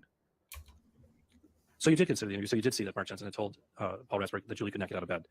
You're aware of that? Yes. And you're aware that, but you weren't aware that Paul Ratsburg, that Mark Jensen had also had a telephone conversation with Paul. And you saw him just turn beet red because he's so embarrassed. Oh, good job. Good job. No. You don't understand. The defense wants him to keep doing this shit because it looks so good for them. It looks so good for them. They are just encouraging him. This is why they're not objecting, because he's making himself to look like a complete maniacal asshole. I love it. The defense has a good job. They're doing a great job. Griffin in, I think it was early 2000, where he specifically indicated that Julie couldn't get out of bed and that if she had, she would have been crawling. You were aware of that? Yeah. I mean, that was his impression of how ill she was. All right. Think about this, Daisy, as you're sitting there. And all you other wonderful viewers, make sure you hit that like and subscribe. But just imagine you're sitting here in a jury and you're hearing this guy just talking about how horrible, how awful. And they're just sitting there going, dude, really? I mean, show me evidence. Just because you're calling him an absolute piece of garbage, you have not shown me any evidence. And that's the hard part that he's having. He's not showing the evidence. He is just rattling off how horrible, how rotten, how horrible, how rotten. And on certain juries, this might work, but I don't know if it's going to work on this jury. We'll see. It could. Now, you said earlier on direct examination that you thought if Julie could call somebody on the day of her death at 10 o'clock in the morning, that would be indicative of her being able to get up and move around, right? Just that she was conscious. She was awake. Would it surprise you to learn that conversation did not occur on December 3rd? It actually occurred on December 2nd, 10 o'clock in the morning on December 2nd. Oh, yes. It was the morning of December 2nd. Yes. So, okay. The morning of December 2nd, about the time that Mark Jensen was going to the Dr. Borman to get a prescription for Ambien, Julie was on the phone with her next door neighbor, Margaret Twain. Yes. And she thought Miss Jensen sounded weak or like she was drunk. Yeah, and which would be consistent with the first stage of ethylene glycol poisoning, yes. wouldn't it? Yep. And you also aware that Julie had woke up in the middle of the night or was anxious in the middle of the night, saying that, I feel like I'm drunk. Like she didn't know what was going on. You were aware of that, right? Yes. And that Mark Jensen then took her to the computer and he can't help it. He cannot help it. Right. And that he then took that paroxetine sheet that he printed out and took it to the doctor on December 2nd, right? Yes. All right. Let's put it this way. If, for example, my wife started some prescription and she started acting completely abnormal, and I had no idea why my wife is acting completely bonkers. Nothing else makes sense except she started this new medication. Process of elimination, you go, new medication, what's going on? And so I would do a quick, at that time it probably was Yahoo, but I do a quick Google search and I say, oh, some of the side effects are, X, Y, and Z. Okay. Please contact your doctor immediately if any of these side effects start happening. So, what do? What do? You go to your doctor and you say, Doctor, she's experiencing these side effects. That's what I would do. Just saying. So if Julie Jensen had intentionally ingested ethylene glycol to commit suicide, wouldn't she already know why she was acting drunk in the early morning hours of December 2nd? It depends how impaired she was. I mean, certainly when people get drunk, they don't always recognize how drunk I never get drunk. Never. they are or what happened. Well, you know that Julie Jensen had gone through school to become a nurse. Were you aware of that? Yes. And that yes. she was a straight A student. Did you know that? I knew she was very proud of her medical knowledge. Well, not only that, she was extremely intelligent, right? Yeah. You think that if Julie Jensen had intentionally ingested ethylene glycol, she would be so stupid as to know what would be causing her to be drunk afterward? No, but she would probably be calling the doctor. I'm sorry, she may well have known and just said she didn't. I mean, we don't know what her thought process was. We don't know, do we? But No. the fact is, all we know is what was said. And what was said was that Julie appeared to be concerned that she was intoxicated, and she didn't know why she was acting intoxicated, correct? Right. And that Mark is the one that took her to the computer to show her, this could be a possible side effect of paroxetine, correct? Isn't that what happened? I don't know. In this day and age, I probably wouldn't tell my wife. Oh, Lord, here we go. That's all right, baby. Gotcha. So I thought Mrs. Jensen was the one who may have raised the question of, is this a side effect of my drugs? Oh, you thought it was Mrs. Jensen that did that? Well, you only would have gotten that from one person. You don't know. It's a possibility. She may have. I mean, you're guessing at everything else there, prosecutor. Why don't you come up with some solid fucking evidence? Right? That would be Mark Jensen. Right. The accused murderer in this case. Right. The person with a reason to motive to lie to you about what was going on in that household, right? Yes. The accused murderer didn't tell you that, actually, I've hated my wife and never forgiven her for an affair she had in 1991. I hate her, and I've never forgiven her for that. He never told you that, did he? Why would he? Did he? Did he still have the animosity? Is that what this is all about? I was aware there was an affair that Mrs. Jensen had and that there was distress in the marriage because of that. Mark Jensen never told you, I hate my wife, I hated my wife, and I tortured her for years before she died. He didn't tell you that, did he? No. That would be a stupid thing for him to say if he's talking to the defense retained forensic pathologist, right? I've never spoken with Mr. Jensen. So you've just seen the reports, the notes that he's made. Right, right. Well, let's get back to this email exchange between Kelly Greenman and Mark Jensen when she's asking about what he's going to do about his issues, and he's so evasive. If he could just come out and said, well, actually, I'm planning to poison my wife and make it look like a suicide, that probably wouldn't be a good thing to say to the woman that you want to marry, is it? I mean, might cause Kelly Greenman to not want to marry him, do you think? Might cause her to call the police, don't you think? So a person that's actually planning to murder his wife isn't going to tell his girlfriend that he's planning to murder his wife, right? I would think not. But on the other hand, if he was planning to murder his wife, wouldn't it be a good way to go about it? So if he's very computer conversant, to look up things on the computer about. So he might not tell the woman that he's intimate with that I plan on killing my wife, but I'm just going to tell a random stranger at some bar.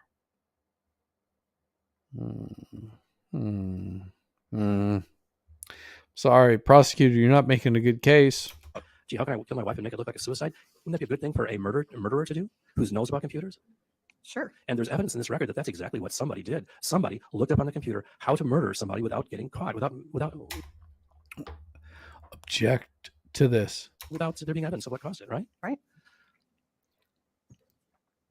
But that evidence, that information about these searches and about this email exchange, that had not been sent to you.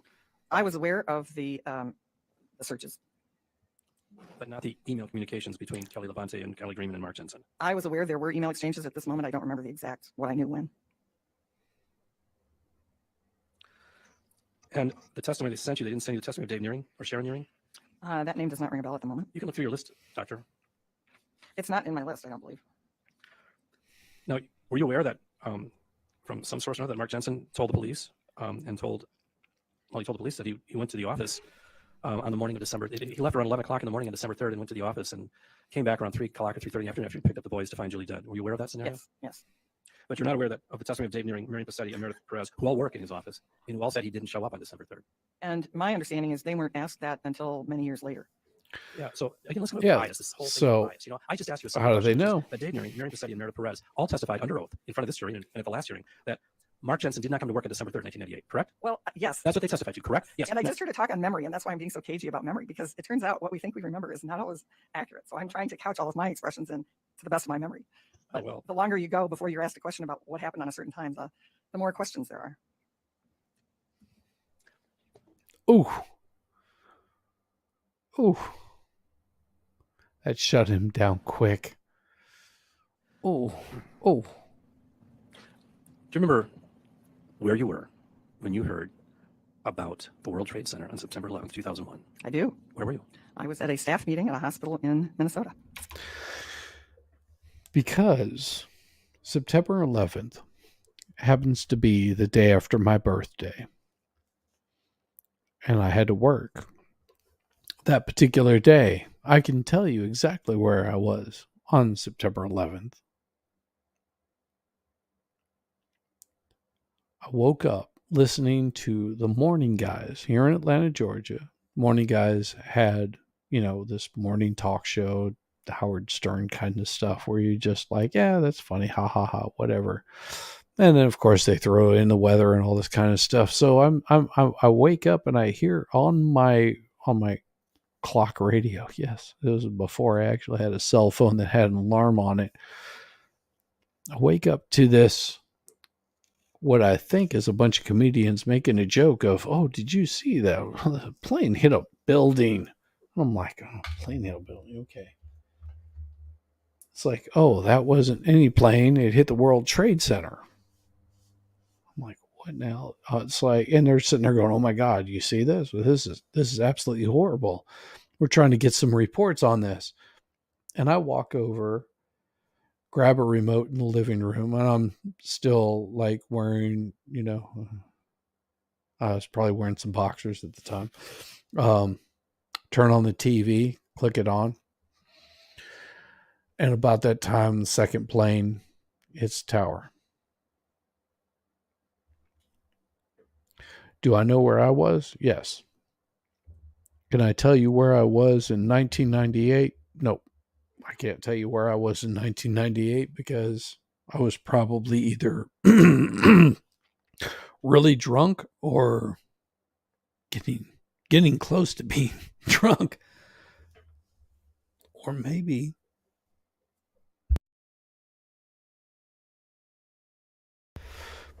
I was pretty close to waking up, but in 1998, I couldn't tell you. So for these people to tell you many years later, if I go back, let's see, 7 years from now, could I tell you what I was doing? No, I couldn't tell you what I was doing 7 years ago. Probably fixing cars. Yeah, but so this is complete BS by this person. He's leading her down a path that he's going to lose. Because that's a pretty significant event. So you remember things about it, don't you? Right. So you're aware that Dave Nearing and Meredith Perez and Marion Passetti had all learned about the death. So I was giving you the wrong name. It's Rosemary McGinnis. So I was giving you the wrong name. It's not Marion Passetti. It's Rosemary McGinnis, Meredith Perez, and Dave Nearing. All had just heard about the death of Julie Jensen. Correct? Yes. That's a pretty significant event, isn't it? I would think so. Something that they'd remember. And all three of them, independently, without talking to each other, all three of them indicated. Oh, she could bust him so quick on this. 10th grade social studies. Dude, that is. Everybody tends to remember very traumatic events like that. For my grandparents, I cannot remember the year or the date that they died. I know that they died. I know that my grandfather passed before my grandmother. How far before she did, I can't remember. I can remember good things about my grandfather. I can remember some really bad things about my grandfather. I can remember that my grandfather had a very good redemption arc. imagine somebody that fought off the shores of Okinawa and his outlook on the Japanese people, and also knowing, imagine this, that my aunt married a Japanese man. Ooh, the mystery surrounds. So imagine a person that you absolutely despise. Imagine it being one of those blue-haired weirdos that you're just like, oh, they're so creepy and disgusting. And you're an old man at this point in time, and of course, your son or daughter happens to marry one of those weirdos. Would you just, take him out in the woods and make sure that they never came walking back out of those woods? Yeah, my grandfather, as racist, misogynist, and whatever ist that you can find of a person, he actually would hang out with my Uncle Dave, and they were hunting buddies. And as much as my grandfather despised the Japs, ooh, horrible, horrible, horrible people, he also grew to love and admire his son-in-law, which just happened to be full-on Japanese, and his grandfather was actually probably somebody that my grandfather fought against. And they ended up becoming really good friends. And he mentored my uncle at the time. I think they got divorced, and so whatever, doesn't matter. But they had a very close relationship, a very close bond.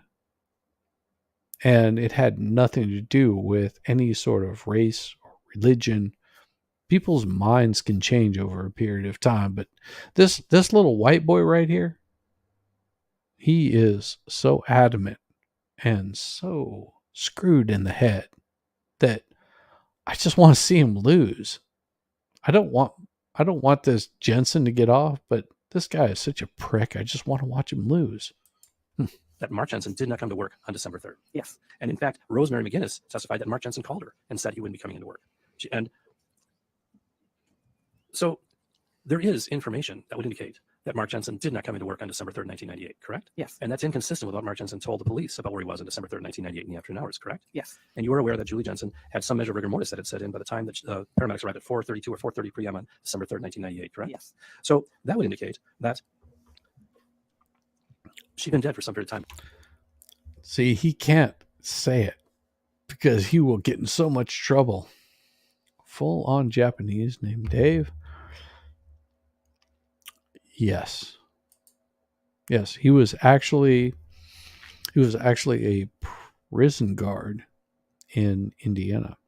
But both his mother and father were Japanese, and his grandfather and grandmother both were off of Okinawa, where my grandfather's ship was sunk. The reason they named him Dave is because they moved to America and they wanted to Americanize his name. Serious. They called him David, and I believe he changed his last name also, and that was just so he can sound more Americanized. He was the first person I ever saw that owned a C-28. And back in the 80s, that was the bomb. That was like cool.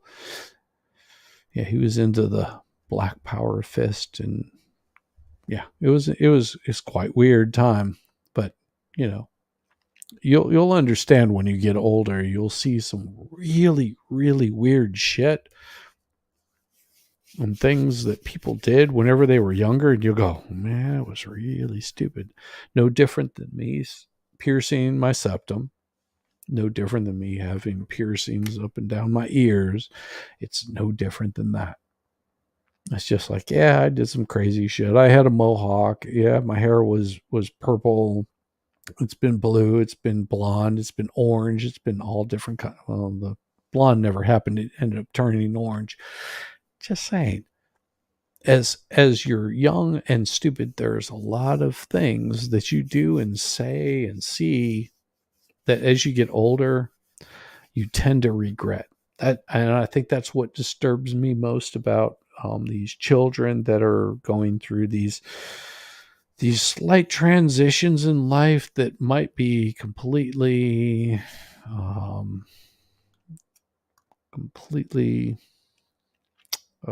off-putting in future generations, and they're probably going to question why they did it.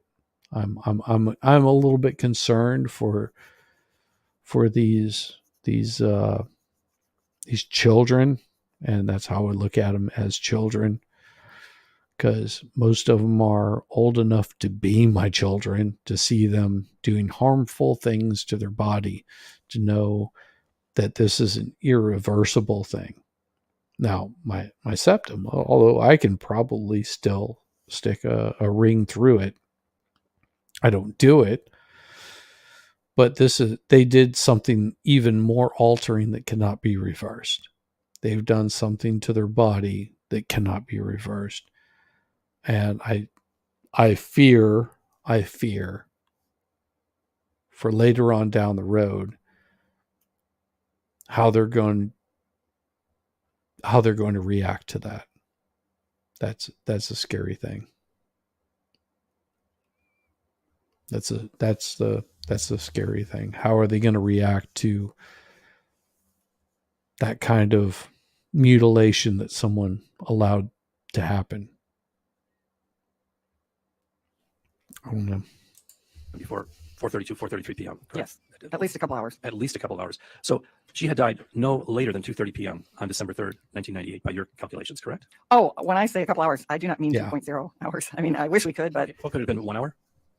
probably if there's actual rigor, it was probably more than an hour, but it really depends on what someone is doing at the time of death, what their body temperature is. You know, if someone has a terminal seizure, they can develop rigor very rapidly. So, I mean, I wish we had a better answer. And doctor, believe me, I've had these conversations with lots of forensic pathologists in the Right, 40 years I've been doing right. this. And I'm not trying to get you to say the specific time of death, just that she'd been dead for more than an hour at the time that this the paramedic arrived at 4:33 p.m. Very likely, yes. Most likely sometime between 2:30 and 3 o'clock would be the latest. But in any event, it was at a time that Mark Jensen has himself being somewhere else, right? Yes. And in the parlance of prosecutors and cops and forensic pathologists, we call that an alibi, don't we?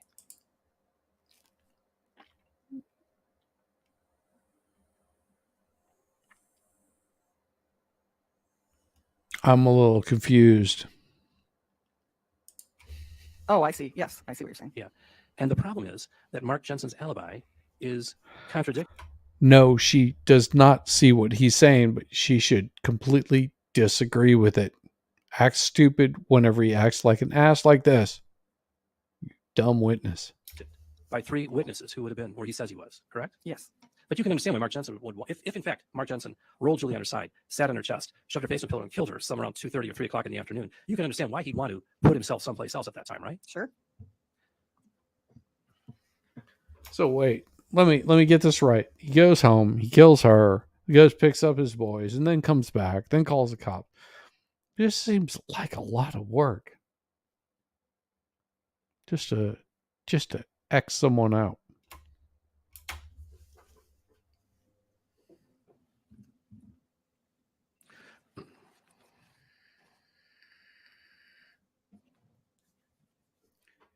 Even his wife knows that he's losing. On direct examination, you'd indicated that Julia spoke with a friend on the day of her death. You now recognize that she misspoke. She'd spoken with her friend the day before her death. Correct. And that's significant with respect to Julie's ability to do things on the day of her death, right? Yes. Because the evidence that we've talked about and the evidence that you seem to be aware of is that, according to Mark Jensen, Julie Jensen either could not get out of bed at all, or that if she would have tried to get out of bed, she would have been crawling because she was so dysfunctional at the time. She was so impaired, right? Right. That he had to prop her up in bed so the children could kiss her goodbye. Yes. So you accept all that. That's part of your analysis of this case, that's the condition that Julie Jensen was in on the morning of December 3rd, 1998. Yes, according to Mr. Jensen, that was the situation. Yes, and you see, that was according to Mr. Jensen until he'd been confronted with the computer evidence that reflects that at 9:42 a.m., somebody was on the computer looking up ethylene glycol poisoning and the stages of ethylene glycol poisoning. Were you aware of that? Yes. So you were aware that 9:42 a.m. somebody was looking up the stages of ethylene glycol poisoning. Yes. And yet you concluded that this was more consistent with a suicide than a homicide. And so you're suggesting that Julie Jensen was looking up the stages of ethylene glycol poisoning? I'm just saying I don't know who. That's all I'm saying. But you know, You can't prove who. You can't prove who. That's what she's saying. You can't not prove who actually was looking this up. It could have been him. It could have been her. I've conferred with a lot of forensic pathologists in the course of homicide, and I don't expect them to say things that are outside their scope of their medical knowledge. But one of the things that forensic pathologists do is they do go to crime scenes on occasion, don't they? They do. And they confer with law enforcement about the history of the case, don't they? Yes, absolutely. So if the history of the case is this: number one, according to the suspect, Julie Jensen couldn't get out of bed. Correct? Didn't get out of bed is how I would. Well, except he read what told, said, he told but Detective Rasberg she couldn't get out of bed, that was what he thought. Yes, that's what he said. and that he told Paul Griffin that if she did get out of bed, she would have been crawling. Correct? Yes, And that in the morning when the children came in to kiss their mommy goodbye, he had to prop her up on a pillow. Correct? yes, Because she didn't have the strength to do it on her own. Correct? yes. So, but then after Mark Jensen makes those representations to people, then later on we learn that, oh, somebody was on the computer at 9:42 a.m. looking up the stages of ethylene glycol poisoning. Now, who do you think that was? I'm asking you, who do you think that was? And I'm telling you, I don't know. Well, it probably wasn't David or Douglas. David was 8 They and were at Douglas school, was I believe, at that at time. 9:42 a.m. They were at school. Yeah, Douglas was in preschool and David was at school. So there were only 2 people in the house at that time, right? Right. Oh, wait. Didn't he just say that she had no idea how to use a computer? Come on, give me a break here. Come on. Tell me. At most 2 people. Yeah, and one of them couldn't get out of bed, right? According to the prime suspect, she couldn't get out of bed, right? That's what she said. He said. Well, he didn't think she could get out of bed. That's what he said. Yes. And then he also said she didn't get out of bed, right? While he was there, she didn't. And then he also told the brother of the victim, he told Paul Griffin, if she had gotten out of bed, she would have been crawling, right? Right. She was incoherent, right? That's yes. Yeah. Doesn't sound like somebody get up out of bed and go to the computer at 9:42 a.m. and look up ethylene glycol poisoning, stages of ethylene glycol poisoning, does it? Doesn't look like that, does it? If she was really that impaired, that would be difficult. On the other hand, if Mark Jensen had gone out and run some errands, he dropped Douglas off at daycare. He got David up to go to the bus. He got Douglas, took Douglas to daycare. He ran and got a check from a guy named Ed Coughlin and came back to the house at 9:30. He was seen driving right back. Could have been Shizzy Winut on a sock account. Sock account. I don't know what that means. I don't know what that means. Back to the house. He was within a minute or two of the house at 9:30. He walks in the door, and don't you know it? Julie's breathing has actually improved. That would be a surprise for somebody who poisoned his wife with antifreeze, wouldn't it? Oh my God, Wouldn't you be yes. surprised? He expected he was hoping she'd be dead, right? And she's not dead. Or maybe she was expecting that she would be dead. Oh my gosh. Wouldn't he be upset if he was expecting his wife to be dead and she wasn't dead? Oh, let's speculate. Can you see how? Okay, if someone were expecting someone to be dead and they weren't, they would be surprised. Yes, and if they were really computer savvy like Mark Jensen, and they'd already looked up things like ethylene glycol poisoning and ways to kill your wife and everything else, might he go on the computer at 9:42 a.m. and find out why isn't this woman dead yet, and look up the stages of ethylene glycol poisoning? Can you see somebody in Mark Jensen's shoes doing that? Yes. And then double deleting the history. You know what double deleting is? Yes. And so he deleted the history of the search. Whoever looked this up on the morning of December 3rd, 1998 at 9:42 a.m. They looked it up. They read it. Or imagine that he's not even there, but she looks it up and is like, why am I not dead? Is it possible that she looked it up? It's like, I have tried killing myself. It is not happening. Why am I not dead yet? For a few seconds, and then they deleted it. You're aware of that? Yes. And then they deleted it again. You're aware of that? Yes. Whoever did this wanted to make sure that whoever turned that computer on, they wouldn't see that they're going to search for ethylene glycol poisoning. Correct? Correct. Now, who would have a motive to do that? Who can you think of? And what he should say, because he's looking over at the jury, what she should say is, I don't know, maybe somebody that is trying to self-delete themselves. At 10 o'clock or so in the morning, or 9:42 in the morning of this. Whenever the husband's not there. Maybe she should turn that on him. Hope she does. December 3rd, 1998. Who would have a motive to get rid of any evidence that somebody had been on the computer looking up the stages of ethylene glycol poisoning? Who would have a motive? Mark and Julie. They were the only people there. Okay, so you're thinking Julie. Oh, good job, lady. Good job. Person that can't get out of bed. The person that had to be propped up in bed so that her children. You're thinking she's a suspect for looking Yes, that's exactly what she said.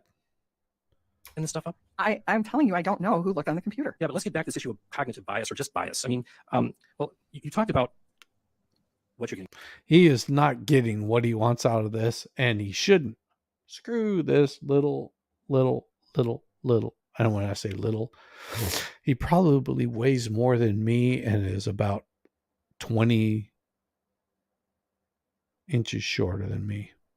I would say he's, 5'4", somewhere around there. Yeah. Being paid here, doctor. So I don't want to be indelicate, but You were paid $9,900 for your first initial evaluation of this case. Is that Yes, correct? yes, You think it might have been more if they'd given you all of the evidence instead of just some of the evidence? It might have cost them more than $9,900, right? I suppose. Don't you think it would have been better if they're paying all that money? Don't you think they should have given you all the evidence that they had, including evidence of homicide? I had a lot of evidence of homicide. But there's a lot of evidence you didn't know a darn thing about. Isn't that true? I did not know about the acronyms. That is true. Oh, it's not just that they're acronyms. They're a lot more important than that. But anyway, that was $9,900 for that initial report, right? Correct. And then there was a second report for $3,825, correct? Correct. So right now we're at $13,725, correct? And that's already been paid to you. Correct? No, the 3,000 was never paid. Oh, they haven't paid For the some 38. reason. Okay. What about? And then there's another bill for $5,115. Yes, and that also has not yet been paid. And then you got 11.5 hours into it as of yesterday. Is that correct? Correct. And that's at $400 an hour. Correct. So that's another $4,600. Correct. And how much are you being paid to be a complete dick? And then there's today. Right. And are you going to charge for the trip back, or I mean? I don't know. We haven't figured that out yet. But it might be another at least 5 hours today, right? Oh, yes. Yeah. So that's a couple thousand, maybe $2,000 to $3,000. So Well, maybe if you stopped asking stupid questions, we would not be charging them so much. But of course, you're rambling on with absolutely asinine questions. So, yeah, you're running up the clock. So you're running up the clock on my time. I got you. I haven't added all this up, but I'm going to see if I can do it now.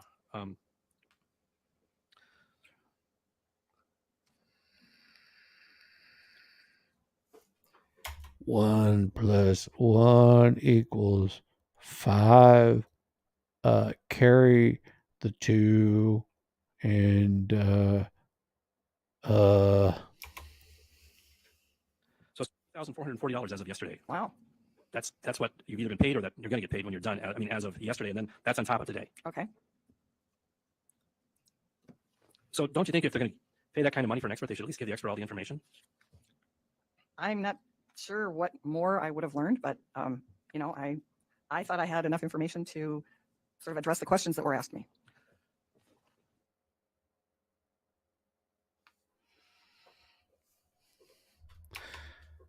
Darth, $100,000 to $150,000 a year is chump change.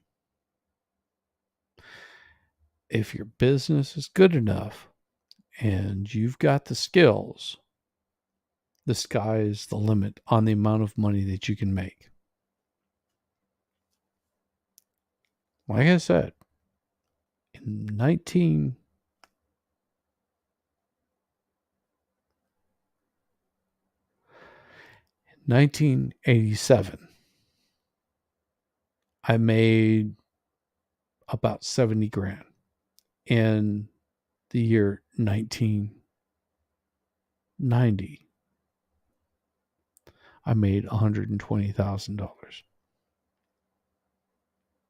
And then I left that. I left all of that because the money did not make me happy. The money does not mean how much you're making. Also, a little bit of enjoyment in your life. You break out that artistic part of you. It breaks out like a beast. No, it's not. It's not that. It's not all about the money. I worked with a guy that came to me one day. Yeah, but if you don't go to work for this, trust me, the state pays really good. State pays really good. If you think that the state does not pay, trust me, the state pays really good. Let's put this, for example, just a, apples to apples here. My wife went to go work for a law firm. Fresh out of college, making about 60, 70 grand, somewhere around in there. Her friend went to go work for the state to pay off legal fees, making about 30 or 40 grand. But they were also paying part of her student loans. So you total it up and it ends up being about the same. So after a couple of decades, my wife, working for a law firm, has moved up, making quite a bit more money. And the person working in this legal aid position is not making as much money, but all of her student loans are paid off. My wife still has the student loans. So it's almost equalized in the same aspect. By the time that my wife finally decides that she's going to leave the company that she's working for, the the law firm that she's working for and strikes out on her own, she's thinking that she needs to make quite a bit more money. Let's put it that way. In her first year, she not only doubled, but she tripled her salary doing it on her own because she has a specialized skill, very unique kind of work. That's much sought after at the time that she leaves. So she's making a ass ton of money. Her friend, also doing her private work, doesn't put in as many hours, puts about a third the amount of hours, and makes a significantly amount less. Both of them have struck out on their own. So it really does vary. Being like for an attorney, it can fluctuate. So working for the state pays really good. You have to understand that this guy, this little prick, has been in his position for a very, very, very long time. Him being in that position for that long has allowed him to basically prosecute what he knows that he's going to win. And he doesn't have to worry about his billable hours. He can work as much or as little. That's why he's relying on everybody to do all the work. And that's what he does. There's a reason why he has somebody else repeat the questions. It's a little bit of a ploy, but also he's not used to, he cannot repeat the same question over because he's got all that stuff written down and he's reading off a script, and it makes him look like all these people are beneath me. It's a ploy. It's a game. I'm sure that the jury is reading through a lot of this stuff, and he is going to lose so miserably if he doesn't change his tactic. And he needs to kick his freaking wife out of here because she is not helping out. She's making him look like he is just incompetent.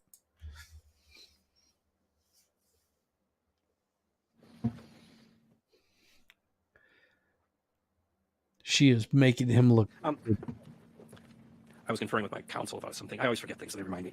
No, he was talking with his wife. I mentioned Marion Passetti earlier. I misstated what she was. She didn't work at Stifling like this. Marion Passetti was actually a neighbor of Julie's. Were you aware of that?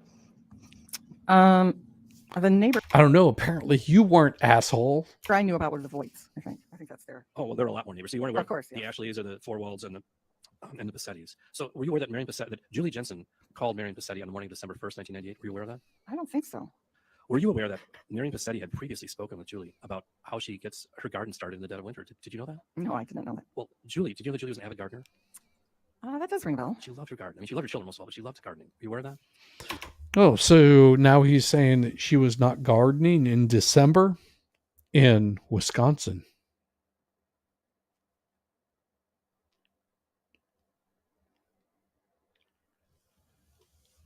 Do you know what the weather is like in Wisconsin in the middle of December? My wife doesn't garden, and she lives in Georgia in February. She doesn't garden from December until March. She was very proud of her house and of the landscaping in their garden and everything like that. Were you aware? Oh, you're so wrong. You are so wrong.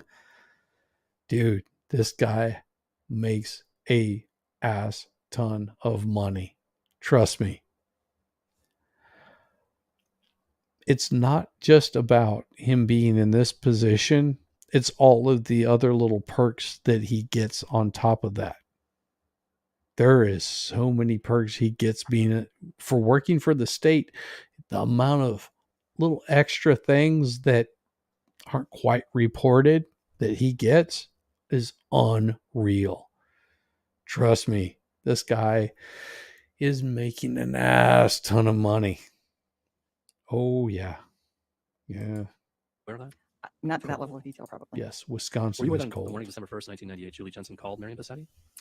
I don't remember. Were you aware that Julie Jensen, when she called Marion Passetti, was asking her all kinds of detailed questions about how Marion Passetti starts her garden in the winter. Were you aware of that? No.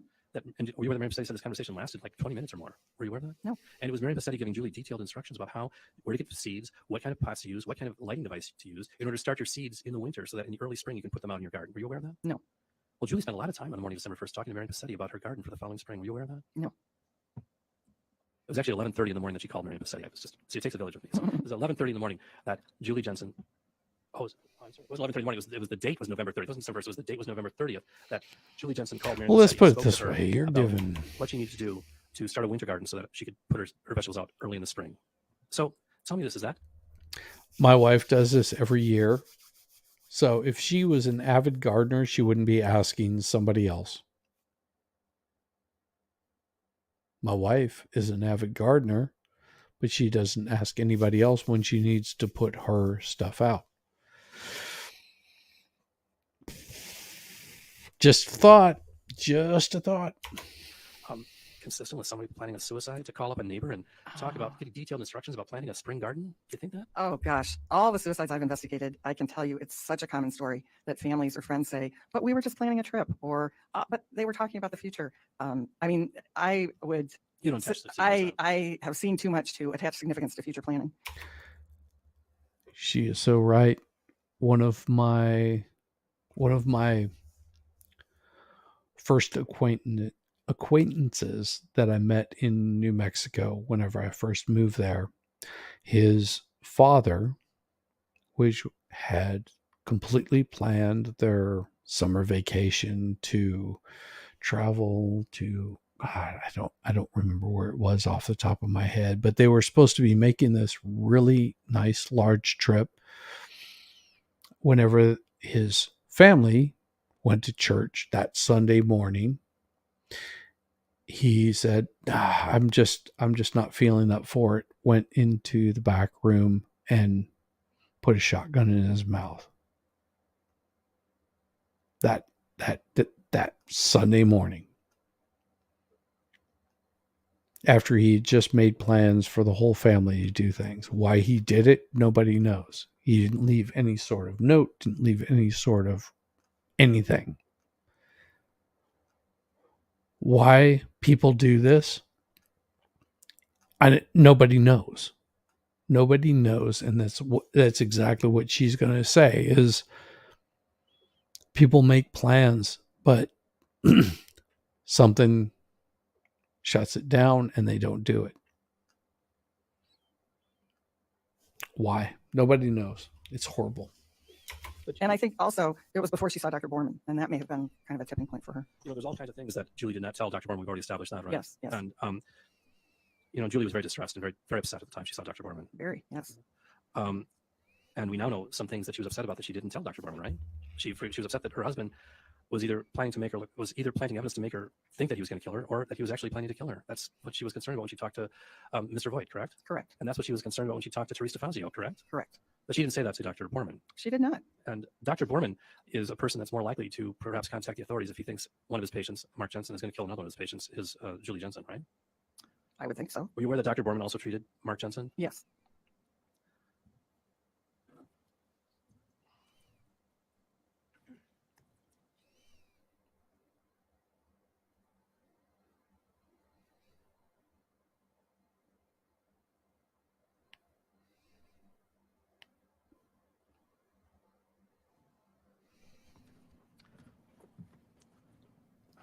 So Julie Jensen was contemplating suicide.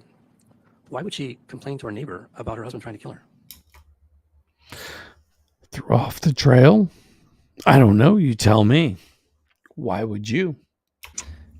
Well, so here's another thing I have learned from investigating suicides over the years is, as we all know, there's a tremendous social stigma about suicide and depression and mental health. And people often go to elaborate lengths to make their suicide appear to be something other than a suicide. So I'm not following you. You're suggesting that Julie was going to elaborate lengths to make a planned suicide. She was planning a suicide. And she went to I don't know. lengths Was to she? make it look like it wasn't a suicide. I've seen that many, many times. You have? I have. Oh, absolutely. People that write notes, there's somebody trying to beat down the door. And then when they end up dead in their house. The law enforcement does the investigation and finds that actually this person probably did the door beating themselves, or people that shoot themselves in the back and then fall in a river so that and then the gun washes away so that it looks like a homicide. I mean, there can be life insurance reasons to make it look like an accident. So it seems like you're just kind of speculating about a lot of things. Do you have any specific information that would cause you to think that Julie Jensen was talking to Ted Voigt and Teresa Fazio to disguise the fact that she's going to commit suicide? Well, I don't know. Evidence of that, do you? I don't know why she told them what she told them. Okay, so a reasonable inference to draw about what she was thinking when she told him is that she was concerned that her husband was going to kill her, right? That would certainly be one inference, sure. Isn't that, of all the inferences one can draw, she's complaining that she thinks her husband might be trying to kill her. What motive could she have in telling that to Teresa Fazio or Ted Voigt, unless she thought her husband was trying to kill her? Well, if this is someone with mental illness, it's hard to know. Mentally ill woman Yeah. kills There's no evidence of any other form of mental someone. illness besides what you're talking about, depression, from Dr. Borman's notes, correct? Right. And he thought she was also anxious, anxiety and depression. But he didn't think she was suicidal, did he? No, she said she wasn't suicidal or homicidal and denied domestic violence. And right.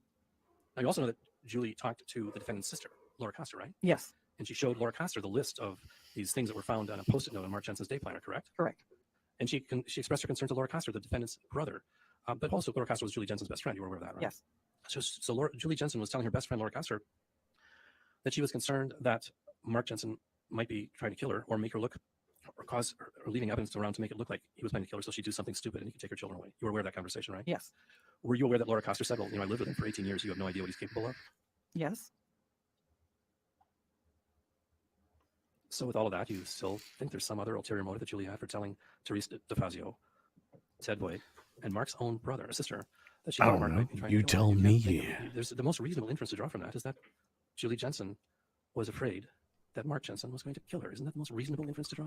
No. Which then raises the question in my mind. So when she was feeling loopy on the first and the second, why didn't she reach out for help?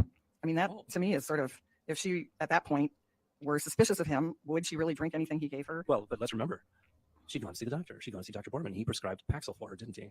Yes. And Mark Jensen was pushing and pushing and pushing to get Julie Jensen to go see the doctor, wasn't he? Yes, he was concerned about her. Well, now this goes back to cognitive bias again, doctor. Well, that was what he said. That That's he was what concerned he about. said, that he was concerned about her. But that's not what he said to Aaron Dillard. He told Aaron Dillard that he was pushing her to go see the doctor so that the doctor would prescribe something and then he could get her to ingest some things. That's what he told Aaron Dillard. Are you aware of that? Oh, Well, is that's that what Aaron it Dillard is? said. Oh, I know. So let's go back to the whole thing about cognitive bias again. You believe everything that Mark Jensen said, but you don't believe everything Aaron Dillard said? No, absolutely. I take everything with a grain of salt, but I certainly look at everything Aaron Dillard said with a lot of skepticism. But not everything an accused murderer says. You don't look at that with an equal level of skepticism?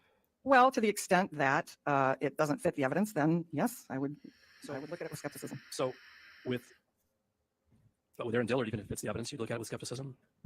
Well, I think that's a whole different set of issues that get raised there, and I think the jury can certainly evaluate his reliability as a witness. Because Aaron Dillard is a con man and a criminal, right? Right. But so was David Thompson, you know. David Thompson was a criminal. You were aware of that, right? Yes, yes. The thing is, David Thompson, pretty much all of his testimony, every single bit of it, was corroborated by phone conversations between the defendant and various members of his family. Were you aware of that? Well, yes. So if you hadn't been aware of the phone conversations that corroborated David Thompson's testimony, you would have completely discounted that too because he's a con man and because he's a criminal, right? Well, I think you have to look at, does it fit? I mean, that's, and if it fits, then you say, okay, well, that's reasonable then. So if it And doesn't what fit, source did you they have for must getting the information acquit. that fits? Now, you know that Aaron Dillard testified that he got his information from talking to Mark Jensen and from reading Ed Klug's transcript. You're aware of that, right? Yes. Ed Klug's transcript doesn't contain any information about Mark Jensen poisoning Julie before he left to go to the Blueprint conference in early November of 1998, did it? I don't believe so. And yet, Aaron Dillard indicates that Mark Jensen told him that before Mark Jensen went to the Blueprint in early November 1998, Mark Jensen had poisoned Julie. Were you aware of that? I don't know I don't remember if I knew that. Oh, well, it's in Aaron Dillard's statement that Mark Jensen told Aaron Dillard that just before the conference. That's what Blueprint Mark in Dillard said, but St. can Louis, you that trust Jensen what poisoned Mark Julie. Dillard He said? said that to Aaron Dillard. Now, are you aware that there's just a short while ago, the jury received evidence of a carpet cleaning bill that they paid to clean the carpet in the Jensen residence as soon as Mark Jensen got back from the Blueprint conference. I knew that Julie had been sick while he was gone. In fact, Mark wrote in his notes, puked all over the carpet, right? Right, right. And nausea, vomiting is one of the potential side effects of the first stage of ethylene glycol poisoning, isn't it? Yes. Now, so if Mark Jensen didn't tell Aaron Dillard about that first poisoning, and Ed Klug didn't say anything about it in the transcript of his testimony, who do you think could have given that information to Aaron Dillard so that he could play his get on a jail-free card? I don't know where he got all his information. I don't know what he had access to, what police reports or. Well, I just told you what Aaron Dillard said he had access to. Right, right. And he told you that he had access to Ed Klug's transcript and Mark Jensen, correct? Correct. And he told you that Mark Jensen said that to him, correct? Correct. And the evidence fits that description of what occurred, doesn't it? The evidence of Julie or Mrs. Jensen being sick while Mr. Jensen was gone at the conference. Yes. Yes. Which is consistent with her being poisoned before he went to the conference. Isn't that true? Yes. Not So you're talking necessarily. really about, well, you believe David Thompson because it fits. Well, that fits, doesn't it? That fits this description of Julie Jensen getting sick while Mark Jensen was at the conference. Not That's consistent with necessarily. Julie Jensen being poisoned before Mark Jensen went to the conference, isn't it? I mean, certainly that's one explanation for why someone gets sick. Yeah, but we're talking about what Aaron Dillard said, and Aaron Dillard's statement is that Mark Jensen told him that, and the evidence, that statement fits the evidence in this case, doesn't it? That's what he says from a liar. And Aaron Dillard said that Mark Jensen was continually saying this was bullshit and bullshit and bullshit, but then ultimately that's when he makes this statement about, it's a good thing that she didn't die when he poisoned her the first time because he got drunk and shot off his mouth to Ed Klug, his coworker. Right. And that also fits the evidence, doesn't it? Mark Jensen got drunk and was Yeah. talking to Ed Klug. What? That's How many that's years later? And of course, that part was in Ed Klug's statement. Right. Ed Klug testified that 10 Mark was drunk and was telling him these things. 10 years later. That's what he said. And then 10. Mark Jensen told how longer? Aaron Dillard Huh? that What? Huh? he was getting, What? trying to get Julie What? to go see the Huh? doctor so that he could get her to take some stuff because she wasn't wanting to drink anything or eat anything that he gave her. You were aware of that in Aaron Dillard's statement? Yes. And you also, that's corroborated by what Ted White indicated in his testimony. Oh, actually, you don't know that, do you? Because you never saw Ted White's testimony. What? Are you aware that Huh? Ted White testified? Who? What? That Julie Huh? complained to him Who are that you? Mark was running around trying to What'd get her to you drink say? things and eat things, and she wouldn't drink or eat anything because she didn't trust Mark? Right. Yes. You were aware that Ted White testified to that fact? I was aware of that. Yes. Tell me where you I don't know saw if I that. read it in his, What? how What? I knew that, but Well, Mark Jensen would certainly know that Julie was refusing to drink anything. He was trying to get her to drink things and she wouldn't drink. And Mark Jensen would know that, in fact, he was the one that was doing that, right?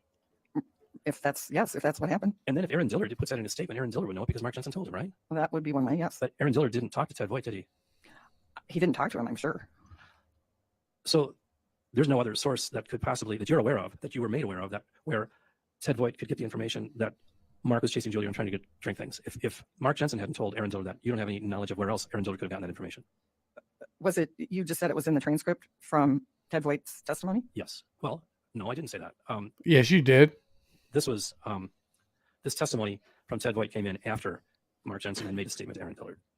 That's not what so you that was just Ted said. Ted White testified at the second hearing. He may have testified at the preliminary hearing, but he didn't testify about anything like that. So he testified at the second hearing after Aaron Dillard had obtained a statement from Mark Jensen. All right. And then you're aware that Aaron Dillard indicates that Mark Jensen told him that because he got Julie to go to the doctor, now Julie was willing to take some things. I mean, so she took the paroxetine, correct? Correct. And that he gave her some juice that was laced with antifreeze to go with the That's the what you antifreeze. said. You're aware of that, right? Yes, that's an Aaron Dillard statement. And Mark Jensen indicated to Aaron Dillard that then Julie was up in the middle of the night complaining that she felt drunk. And so then he took her to the computer and showed her how that could be a possible side effect of paroxetine, correct? Yes. And then it was the next day that, according to Aaron Dillard, Mark Jensen told Aaron Dillard that Mark Jensen went to see Dr. Borman to get a prescription for Ambien. Yes. And Aaron Dillard indicated that Mark Jensen said he did that because he wanted Julie to sleep through the symptoms of ethylene glycol poisoning, correct? That's what Aaron Dillard said. Yes. Well, you know that Mark Jensen had been looking up drugs and drug interactions for, by this time, many, many weeks, correct?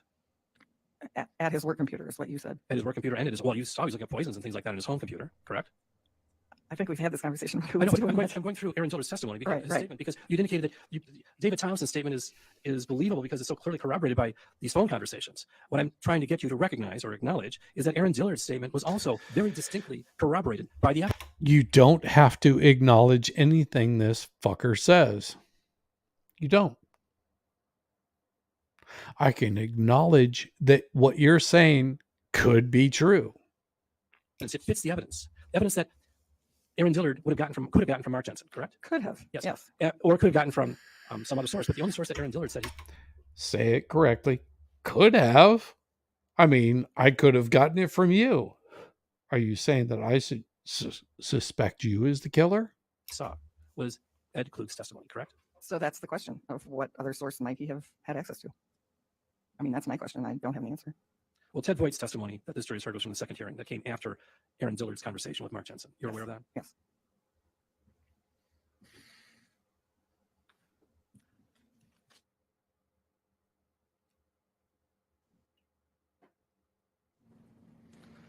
Nothing further. Thank you. Thank you, Dr. Thomas.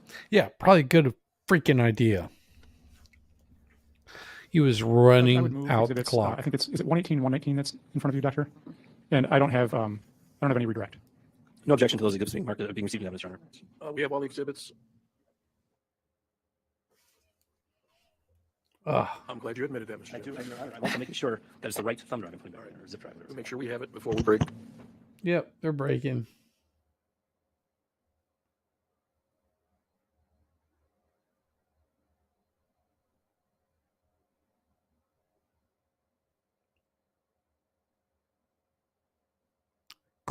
crazy. Thank you. Okay, we're done with this witness, right, Mr. Perry? Yes. You're excused. Thank you. All right. Skipping forward about an hour in. Let's see if we can finish this bad boy out tonight, Right, we're back on the because record. Mark Jensen, 2002 CF 314. this is The afternoon of January 27, hilarious. 2023. The appearances are the same. Jury's back in the courtroom. We are on a defense's case. With that, Ms. Krause, who's your next witness? Ms. Renner, actually. Ms. Renner, who's your next witness? That will be Laura Coster. She has requested, however, that the media not take shots of her. I'm not going to allow that. I don't think I should allow it for the other one. So We're not going to show her. you solemnly swear the testimony in this matter to be the truth, whole truth, nothing but the truth, so help you God. Can you have a seat? Spell your first and last name for the record. Laura Coster.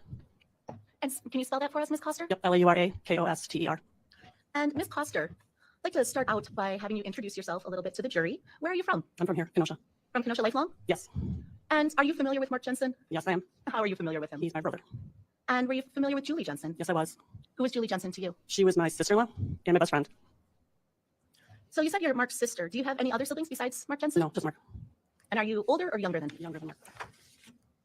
Ms. Coster, when you speak, can you speak like right into that microphone? Yes, sorry. No, that's okay. You can actually pull it closer to you too if that'll help, or move it up and down. Is that better? Oh, much better. Thank you. So can you tell us a little bit about what it was like growing up as a Jensen in Kenosha? Nothing. I mean, it's just ordinary. You know, we went to school. Where'd you go to school? Forest Park, Southport, Lincoln, and then Jumper. So you graduated from Forest Jumper? Park. And do you know where Mark went to school? For, let's say, for high school. Jumper. You went to Jumper as well? Now, after high school, did you take on any higher education? I did. I went to Parkside. And what did you study at Parkside? Finance. At any point, did you go to any other colleges as well? I did. I went to a semester at UW Oshkosh. And do you remember when that was? Probably not exactly. No, but Like maybe your freshman or no, sophomore no, year? it was not my freshman year. It would have been, well, maybe like the next semester in. So like probably like 82. And after college, and you said you received a degree in finance? I did. So after college, what did you do after that with your employment? I worked for Harris Bank and then a couple of other smaller banks to come closer to home and not have to commute so far. And then I ended up at Abbott Laboratories. What did you do at Abbott? I worked in IT there for most of my career. Don't know. Don't care. So when you first met her, was she at that point your best friend? No. How did that come to be? I don't know, just over time, you know, because when she was spending a lot of time with him, so then she's in your circle because you're around the house together and things like that. So it just developed over time. Do you remember when Mark and Julie started dating? I mean, you want the year? Or if anything as a point in time that would help you to remember that? Not really. I don't. It's just so long ago. Were you in high school when they started dating? I don't know. I think they met. I don't even know if they met in high school. I don't know if they met in college or high school. Do you think it would potentially refresh your recollection to look at your prior testimony in this case? Probably.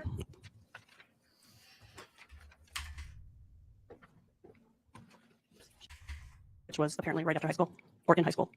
Okay. High school sweethearts. Now, do you recall when Mark graduated from high school? 1977. Yes. Daisy Girl. I know who Andy No is. And Andy No, I'm a little bit ambivalent towards. I take with what he says as a little bit of a grain of salt with some truth peppered in. That's what I know of Andy No.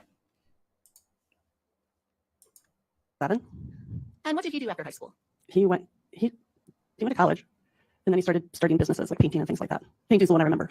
Okay. Do you remember where he went to college? Oshkosh. And when you say he had a painting business, when was that and where was that? It was in town. So, and he was living at home. So, and I think he would hire, if I recall right, he would hire college kids in the summer and then paint during the summer. Okay. And so that was here in Kenosha? Yeah. And that would be during the summer months during college? Correct. And did Julie go with him when he went to Oshkosh? Yeah, they did go to school there. Now, do you know what Mark was studying in college? I think it was finance. And what was Julie studying? Nursing. And is that something that you and Julie would talk about on occasion? Yeah, afterwards. I mean, because I think she quit her program like in her 3rd year, if I recall right.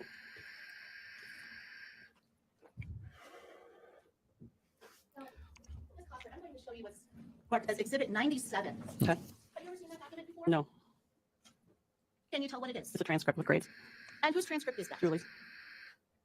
Now, this isn't something that you've seen outside of a courtroom. Have you seen this in a courtroom previously? I don't believe so. Okay. But you said that's Julie Jensen's transcript? Yeah. So I want to just talk about some of the information that is therein. Not looking for any commentary, just looking for what is on the page. Okay. Now, it starts out on page 1 with a number of transfer credits. Right. All right. Let me address this really quick because it took me a second to think about this. And I'll put this as straightforward as I can. And it has to do with more than just Andy No. It has to do with people like that guy Ian Chung or whatever his name might be, Eliza Blue, Laura Southern, Tim Pool, all these kind of folks. They make really good content. They put really good stuff out there. They do some serious research. And I'm not faulting for that. Ever. They have done some really good groundwork. My question is, how did they believe beforehand? What is their agenda? How are they making money doing what they're doing? Follow the money and you can find where these people actually align. What the truth is somewhere in between. And is shown very, very good information about the way that Antifa operates. So is Douglas Murray. He's actually gotten right in the middle of them. Douglas Murray is someone that went to Ukraine, as he attests to. I have no confirmation on this. There's a lot of grifters out there. And whenever I say grifters, I don't mean that in a good way. They will twist things to make money. They will say things to make money. Be wary of them. It's not that they're not reporting good stuff or following good stuff. That's excellent. I'm glad Jeremy has them on. I will actually probably check that out because I follow the Quartering quite a bit. And I think the Quartering does a lot of good stuff. But you also have to understand that these folks, I like Michael Malice. I enjoy watching him. He is so much fun. He is entertaining.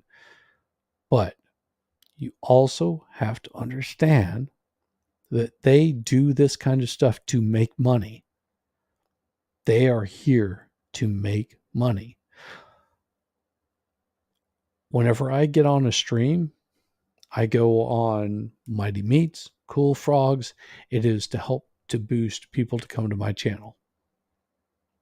And I love Cool Frog because he does really good stuff. And I completely support him in everything that he does. And I have like the best heart towards him. No, that's not what I'm saying. That's not what I'm saying at all. What I'm saying is pay attention to what they say and what they do and how they act. The people that they align themselves with. Because each one of these people, because see, someone like Cool Frog, I go over there and I can share my beliefs, my thoughts, whatever. And he gives me the platform to do it. And I will return that same favor to him because I respect him as a creator. I do this because it is a good outlet for me. Cool Frog does this because he might have, it's a good outlet for him, or he just enjoys creating content. I don't prejudge somebody on that. What I'm saying is you've got to pay attention, really pay attention to some of these folks that have got a lot of money backing them. Where is that money coming from? You have to question it. Here's a perfect example. Look at the Steven Crowder bullshit that's been going on. You've seen it. Everybody has seen it. Look at how Candace Owens reacted. And then look at the call out that Nick did on how many views is she getting for somebody that has all of these massive amounts of followers and people really aren't paying a whole lot of attention to what they're doing. Is that paid that's coming in? I don't know. I like I said, I respect Andy No for all the work that he does, but I do not buy into the whole cult mentality of people. If you're buying into that cult mentality, they will sucker your ass in so quick. Think about Andrew Tate. Think about Eliza Blue. How many people were just like, oh, they're doing such great work. They're helping the man power out, or they're helping sexual survivors, or they're helping this little cause. It's not about that.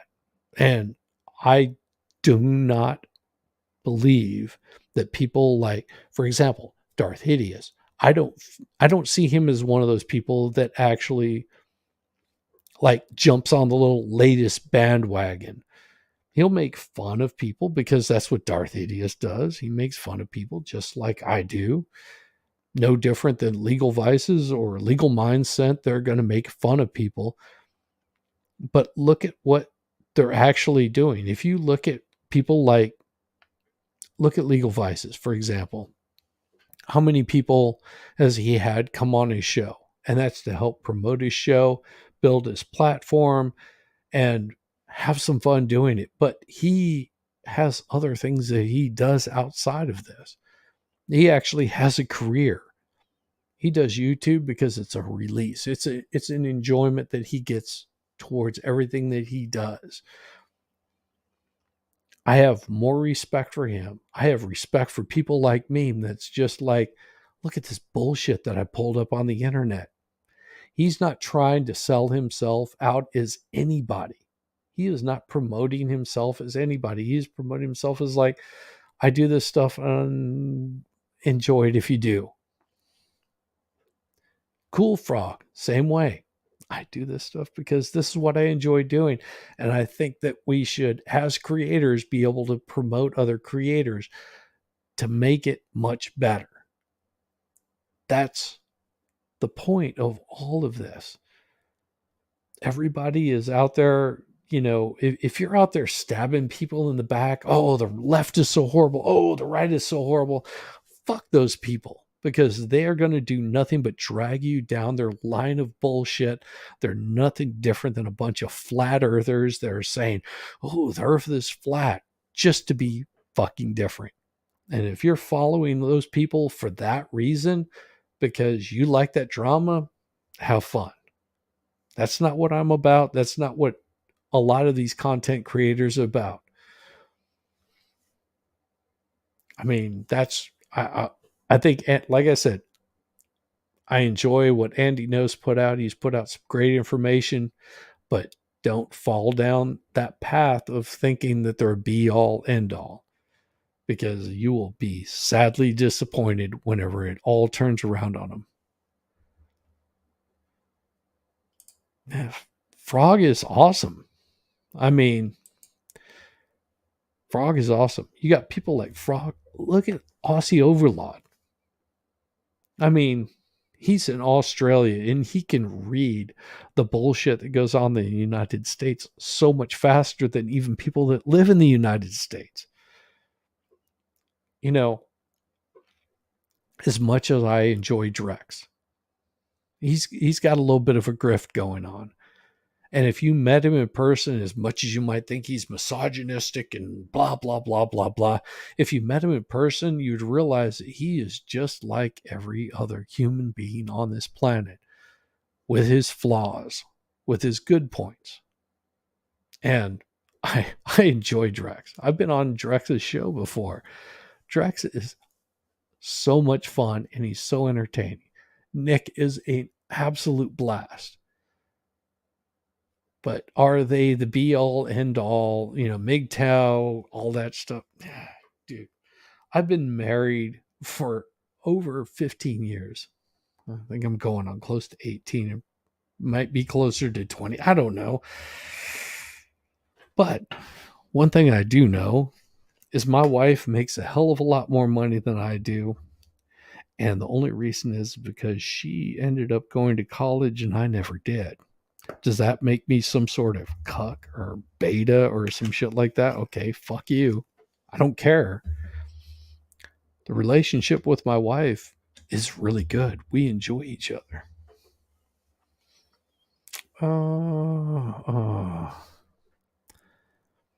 Call out Aussie stuff. Hey, Aussies are awesome. And I hope to actually visit the land down under at some point in time. And as much as I will joke about it, I will tell you that one of the things that my wife and I actually had planned before all this bullshit lockdowns happened was our plan was to go to Australia, do a dive in Australia, go to New Zealand, do a dive in New Zealand, and also tour the whole area. And we were told, I could be wrong, that just a 2-week vacation isn't going to work for all that we wanted to do, that we would probably want to take probably a month or two away from work to actually go visit Australia. It'll happen at some point in time, I guarantee you, before both of us are like completely deleted from this earth, that it'll happen. That is our goal. Not for us. Need a month. Yes. That was sort of the point. It was, take a long time. Go enjoy the actual country, and because you're going to be so far away from home and the flight is so long that it's just best to take a long period of time and enjoy the whole trip. One of our close friends, he's from New Zealand, and he was actually originally born in Australia, moved to New Zealand as a young child. And he has admiration for both and thinks that they're absolutely beautiful. And he was the one that recommended to say, yeah, you need longer than just a couple of weeks vacation, just because there's so much to see and so much to do. I mean, you're talking about Australia, that if you laid Australia literally across the United States, it would cover a good portion of the United States. People don't realize how large Australia is. 3-day full drive from end to end of Australia sounds about right. I mean, it's a drive just going from Florida to through Texas. It's almost a 3-day drive to do that. It is a long freaking drive. So Australia is huge. Would we be able to see everything that we want to see? Probably not, but the same way we didn't get to see everything we wanted to see whenever we went to England or France. There was so much more that we wanted to see. And we're going to Italy this summer, and I'm trying to think, we're landing in Venice or Florence, and we're driving to one of those others, and I'm going to be doing so much driving. It's going to be crazy. 20-hour days. Yeah. See, that's what I'm saying is whenever you hear these folks, and I'll get back to this and then I'm going to start this back up. But whenever these folks are going off about some little bullshit that's going on, that take, for example, the Pelosi's. And I've shown this. I showed the first phone call to show the incompetence of 911 operators, all the way down to dude being attacked with a hammer. If you're thinking that was some sort of weird sex kink kind of thing going on, then okay, more power to you. But whenever they release that, I actually feel a little bit more sympathy towards Paul Pelosi. It doesn't look like what everybody is talking about. And don't buy all the bullshit that you find on the internet. Twitter is really good for breaking news, but for truth, wait until it's confirmed before you completely agree with one side or the other.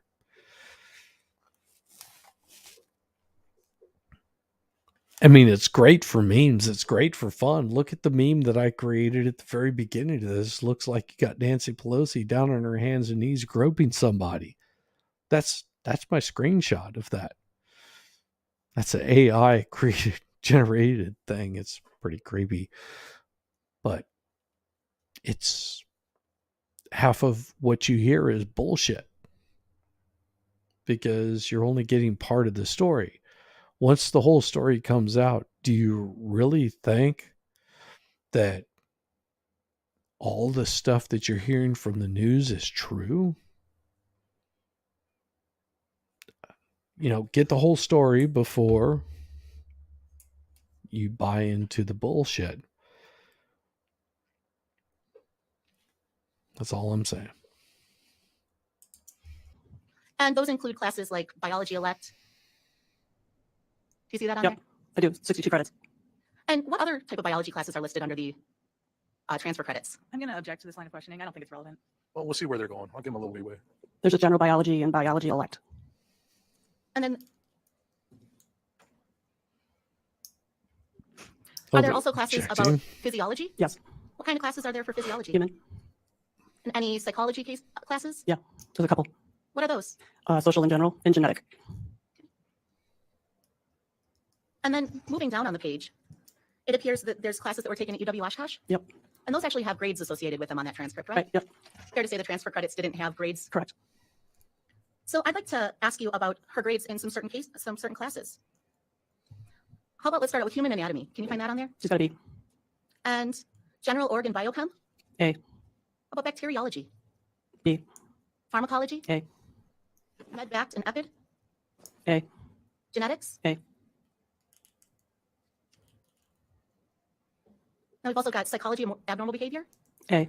Sociology of the family? A. Do you see anything except A's and B's on that transcript? No, she was really smart. I think she almost had a 4.0 average. Wow. It also indicates that Ms. Jensen was awarded an associate's degree. Is that right? On the second page? Yes. Ooh. Now, I think you said that Julie ended up not finishing her degree. That's what I remember. Not their bachelor's degree. Okay, so she got the associate's. Yeah, I never knew she had an associate's degree. Okay. Do you know why she didn't complete that education? No, there was something that happened, but I was never told what happened. Okay. But she decided to quit. Now, based on your conversations with Ms. Jensen, as you got to know her and had a friendship with her, did any of those areas or subjects continue to interest her after college? I don't think that I wouldn't say that they interested her. I would say that she applied them. Okay. And can you think of anything specifically that she had applied? Like just general healthcare and first aid. You know what I mean? So it would be like, these are my symptoms. What do you think I have? Oh, it sounds like an upper respiratory infection. Things like that. So you would come to her with your medical questions? Sometimes, yeah, if I wasn't sure. Now, my brother-in-law is a PA, a physician's assistant, and they do surgeries like sports medical kind of stuff. So whenever I blew up my shoulder, I talked to him before I talked to a doctor, because the doctor I talked to was like, "Oh, really? You're just getting old." Oh, that's really fucking helpful.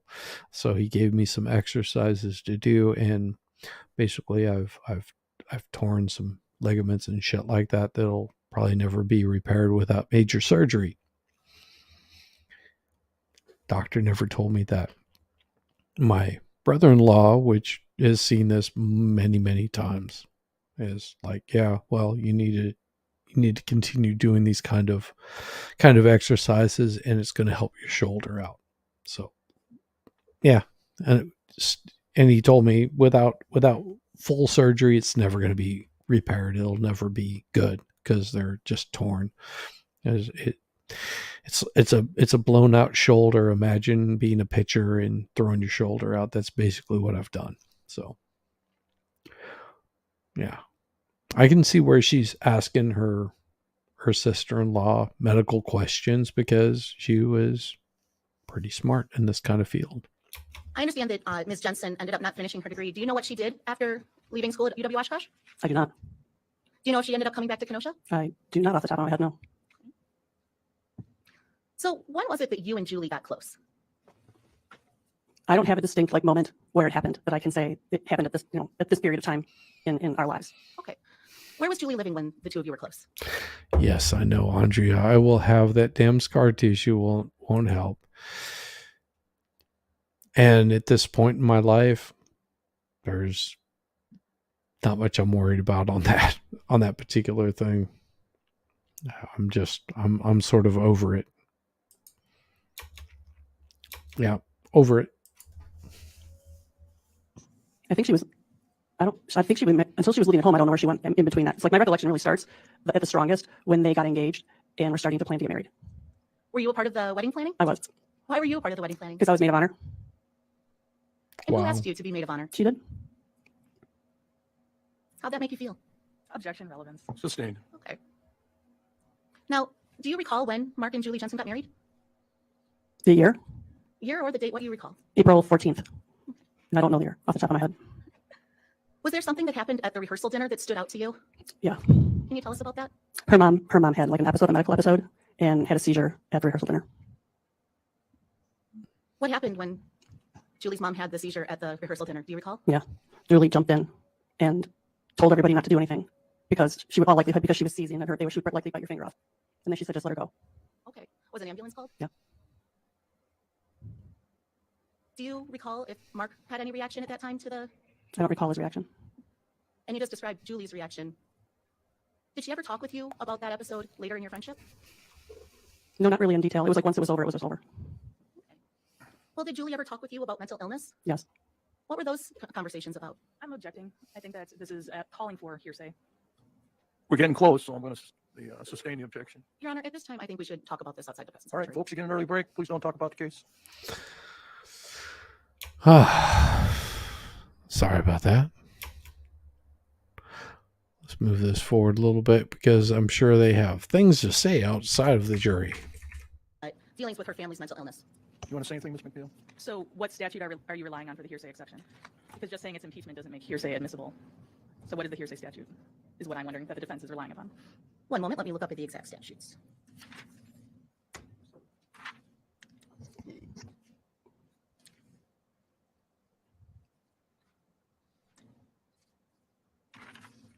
I would direct the court to 90803. Sub 3?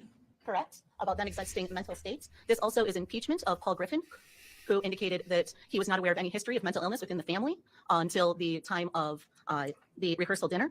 Additionally, I would say that it is the prior inconsistent statement, which is the impeachment. A prior inconsistent statement of whom? Of Mr. Griffin. So she's going to testify to something Paul Griffin said? No, to something that Julie Jensen said that was different than what Paul Griffin said. Right, but that's not a prior inconsistent statement. Prior inconsistent statement deals with the same person. And subsection 3 is then existing mental, emotional, or physical condition. Then existing, not history. What is attempted to be introduced here is Julie recounting a history, not her then existing state of mind, emotion, sensation, or physical condition. Which has been discussed in Jensen 2 extensively, that her mental states and her what she saw as her statements about her mental state as well as her mental health history, including that of her family, should be admissible. Well, if they get into specific questions of the existing state of mind, emotion in that area, I'm going to allow it under sub 3. I think current, not historical. Well, she'd have to be pretty definite about what was said. We're not just going to have a rambling answer. She's going to have to talk about when the statement was made and what the statement was, and that's what sub 3 says. It says statement, it doesn't say history. Right, exactly. Oh. I'm objecting to history. Right. So you can ask specific statements, okay? Thank you. Yep. Bring the jury back. Oh, they just got slammed.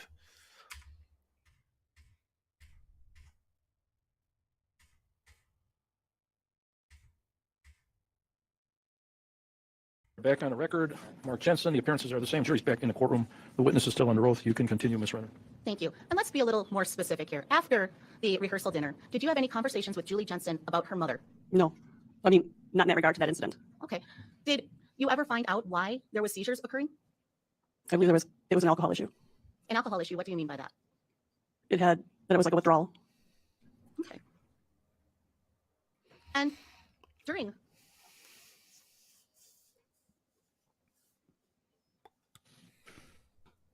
did Julie Jensen ever confide in you about concerns about herself based on her family history? I can recall one instance. And do you recall when that was? I could get close by the year. So can you do that for us, please? It would either be 95, 96, or after that when I was working part-time. And what did Ms. Jensen tell you about her concerns? She was just concerned because of her family history that she just didn't want to get. She didn't want to get it. When you say get it, what was she talking about? She didn't want to have depression or any mental health issues. Did she ever confide to you about mental health treatment she was receiving? No, not at that time. She did later, but not at that time. Not at that time? No. Okay.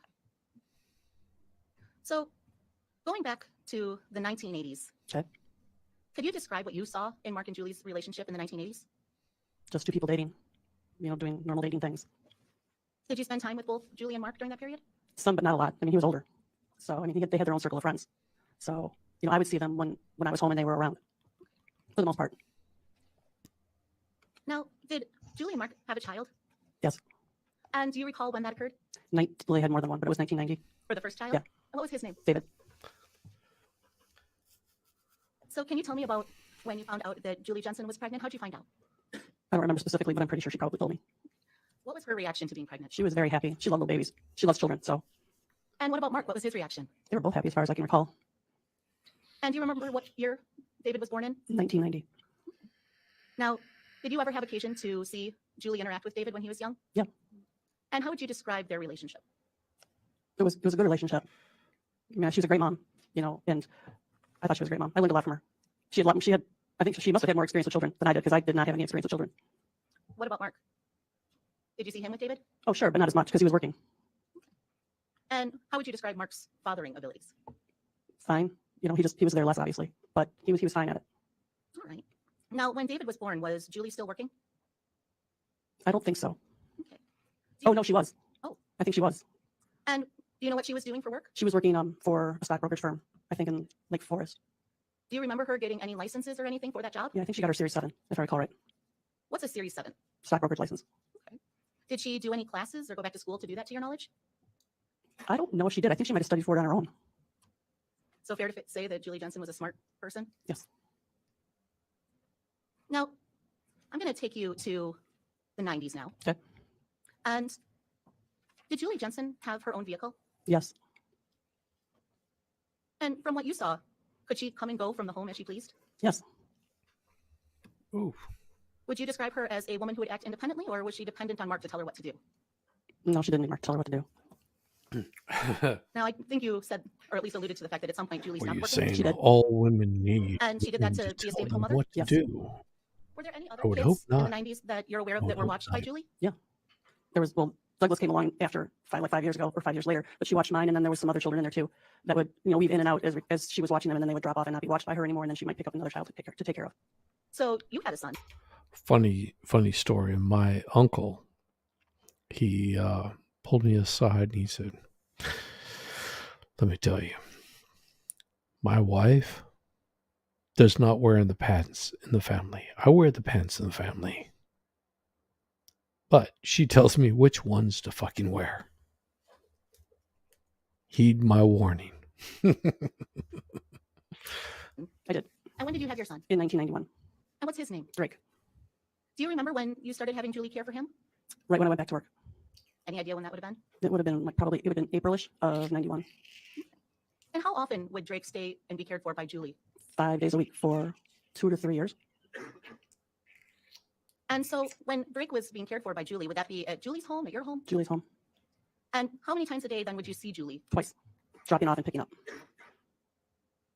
Now I understand it sounds like at some point you stopped having Julie care for Drake. Is that true? I did. Why?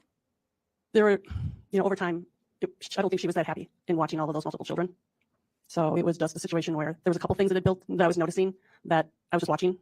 But then there was an incident where she called me at work one day and was really yelling at me, which is not Julie's demeanor at all. And she just said that I need to get home and get home now. And that the kids had like feces all over the walls. And I was like, what? And so I left work, drove home, and I called Mark and I said, you need to get your ass home. Excuse me, because I don't know what's going on, but there's something wrong. And when I got there, he had beat me because he didn't have to drive as far as I did. How far of a drive was it for you? 25 to 30 minutes. So he was there and the kids were there and there really wasn't anything wrong. So there wasn't feces? No. Was there anything to indicate that there had been cleaning happening? No. And do you recall approximately when this happened? It would have happened in 1990. I think it would have happened in 1995, early 1995, because I went on leave shortly after that. I'm getting the feeling that Julie might have been a little cuckoo for Cocoa Puffs. Interesting story really interesting story. I dated this young lady that one day after I got home from work, I was already home from work. I was getting ready to go to work. Comes in the door. We've been living together for a period of time, probably about 3 months at this point. And she walks in the door and pulls a plate out of the cabinet and smashes it in the sink. And that sort of surprised me. Because I was like concerned maybe she was getting cut, dropped a plate. I'm like, oh, are you okay? And she goes, yes, and gets this blank stare in her eyes as she pulls another plate out and smashes it in the sink. And glass comes flying out of the sink, goes everywhere. And I'm like, okay, what's going on? Nothing. Pulls another plate out and smashes it in the sink again.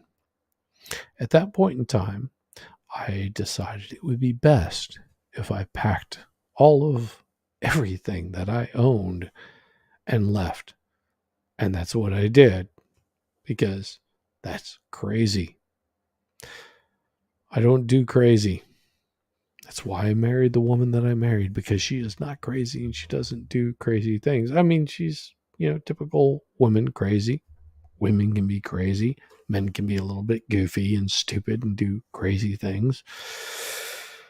But that's a whole new level of just looking at you with this blank stare and smashing plates into a sink.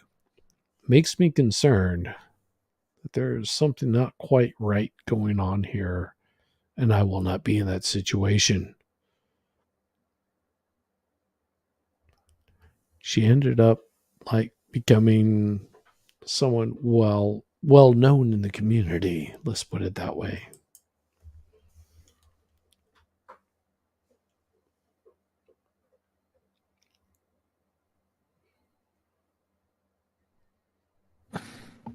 I'm going to show you what's been marked as Exhibit 120. Do you recognize that document? I do. What is it? It's my official request to my director for a leave of absence. So that's the letter that you wrote? Yeah. And when was that written? I drafted it February 14th, 1995.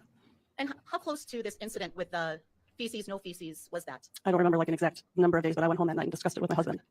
And then with all things combined, I just told him that I felt that I needed to be home for a while. No Take stock of faces. some things and, figure out what's going on.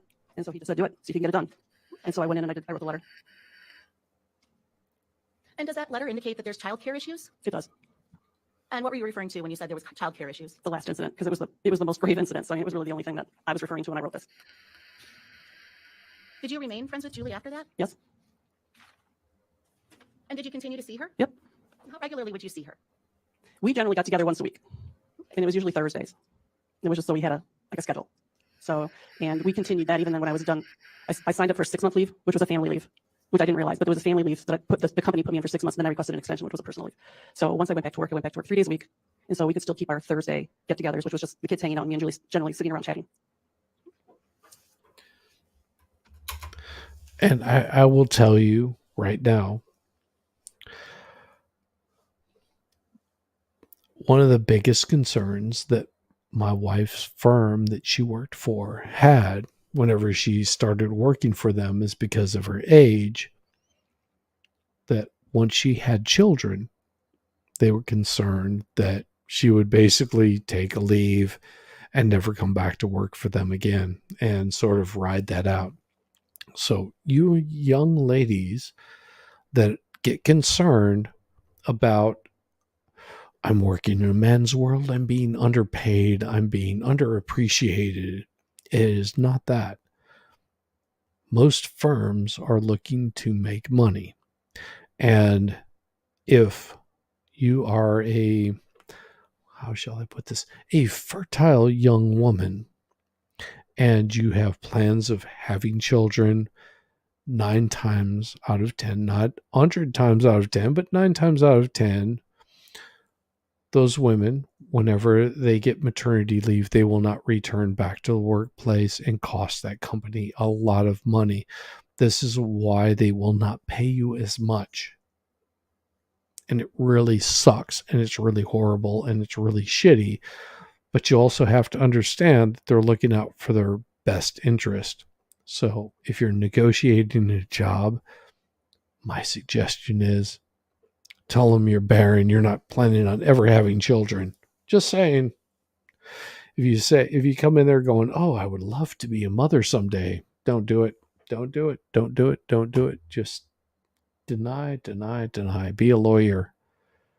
Lawyers deny everything. So were you aware of the division of duties in the Jensen home? Yeah. How were the duties in the Jensen home divided? I would say probably not that differently than my house. It was just traditional. You know, if you're on leave or you're working part-time, you do most of the house things because the other person is going a lot longer during the day. So that you're not spending your weekends running errands that you could get done during the day in like a quarter of the time. So fair to say that Mark would work? Yes. Julie took care of the house? Yes. Do you know who took care of the family's finances? Julie did. And how do you know that? Did she talk to you about it? Yeah. I mean, in general, I mean, she bought all the groceries, did all the shopping and things like that for the most part. But she was constantly trying to be smart with the way that she spent the money. Okay. Now you said that Julie bought all the food for the house? Mm-hmm. Is that a yes? Yes, I'm sorry. Who did the cooking? Julie. Imagine Now, that. at some point, did Julie have a conversation with you about how she did the finances in the home? I'm going to object. This is calling for hearsay again. Sustained. Do you know how she took care of the finances in the home? I'm objecting. The basis of the answer would be hearsay. Sustained.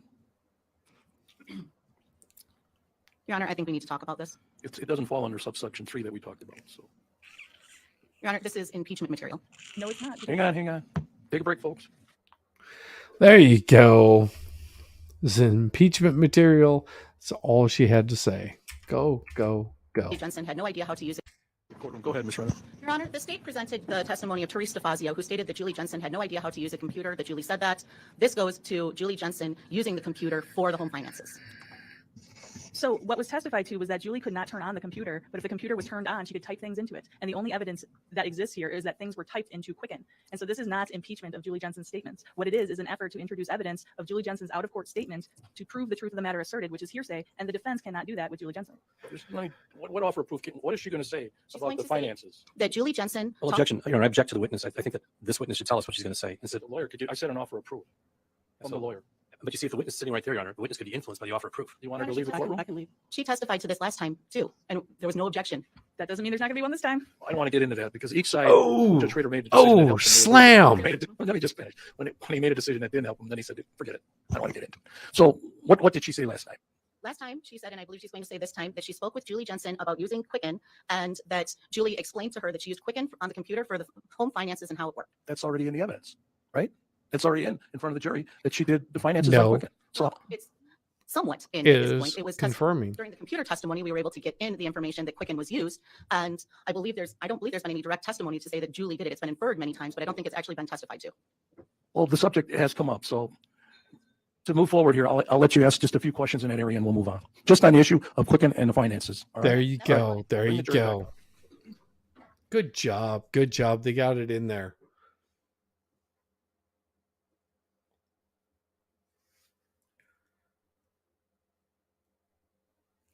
Do I think this fucker did it? Yeah, I do.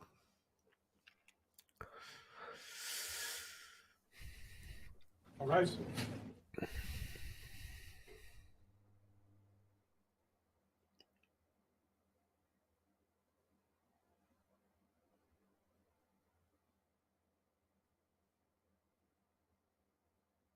We're back on the record on Mark Jensen's case, 2002 CF314. The appearances are the same. Jury's back in the courtroom, and the witness is still under oath. You can ask your question, Ms. Renner. So are you aware of what Julie used for the home finances? Yes, she used the checkbook, and then she also used Quicken as an application to try. The purpose for that is to try to dig down deeper, to categorize your spend so that you can manage more effectively. So you'll know how much you're spending on your groceries. You're going to know how much you're spending on, clothes, diapers, that sort of thing. And that's something that Julie talked to you about? Yeah, she was trying it, and it sounded like a good idea. So I basically told her, let me know how you like it. If you like it, maybe I'll try it. So she was trying it out for a period of time. And did she ever talk with you about any other things she did on the computer? I think she would search for activities for children and things like, I remember Disney. Don't remember any details about that, but probably mostly around the kids. And she would use the internet for that? Yeah. Now, after David was born, Are you aware of any marital issues that occurred in the Jensen home? Yes. How did you become aware? Julie asked me to go to lunch, and she had a conversation with me. And what was that conversation about? I'm objecting again. Sustained. Hearsay. What's Julie Jensen's demeanor when you got to that lunch? It's not relevant. Objection. I think she's trying to lay a foundation, so. Yes. She was excited. What do you mean by she was excited? She was excited. She had met somebody through work, and she was crazy about this man. So she was excited. And she was telling you about that? Yes, she told me that she'd had an affair. She asked me not to tell Mark, and she was very happy, and she wanted to marry this man. Did you tell Mark about this? No, she asked me not to. And as your friend, you? Correct. At some point, did you become aware that I will say this is going to come back to bite defense in a bad way. there was a divorce filed? I knew after the fact. Okay. But I believe she withdrew it. Okay. Now, in 1998, the year that Julie Jensen passed, how often would you see Julie? Generally once a week. Wait, can you say that again? In 1998, which is the year that Julie passed away. Yeah. How often would you see Julie? Once a week. Oh, actually more than once a week that year, because the kids were in some activities together. What activities? They were in karate, And what days did the karate happen? Mondays and Wednesdays. Okay. Karate. And during these Mondays and Wednesdays, like what would happen during karate? Well, we would just sit around and talk, and Douglas was there, so he would play because it was adjacent to like a gym where they were teaching the karate. It was an open floor plan to the gym area where he would play there, and we would just stand there and watch them do their karate and let Doug play. Do you remember how old David would have been at that point in 1998? 8, 9, 91, 92, 93, 94, 95, 96, 8. Sorry. And how old was Doug? Doug would have been 5 years younger, so he would have been 3. And when the older boys were in karate, are you aware if Doug was participating in any programs or anything like that? Like our extracurricular programs? Or curricular programs? Was he in preschool? He did start preschool, I think, when he was in his 3rd year at some point. Do you know about when Doug would have started preschool? I think not exactly like if it was at 3 or 3.5, but he was in his 3s. Okay. Would that have started in like September or January? Oh, I don't remember that. Okay. Do you recall talking with Ms. Jensen about how she felt about Doug starting preschool? Yeah. And how did she feel? I think she was happy about it on some days, and then realizing sad about it on others. It's just like when you send your child off to college. You're super happy that they're going. You're also super sad that they're going to be gone. There was a little bit of that. So kind of empty nest? A little bit, yes. Now, are you aware of how Julie would fill her days when Doug was at preschool? No, not really. Now, also in 1998, did you notice anything that was happening with David as far as, I think, tics or anything like that? David had tics. I do not remember the year. Okay. Oh, yes, I guess I do. He did have tics then because they went away.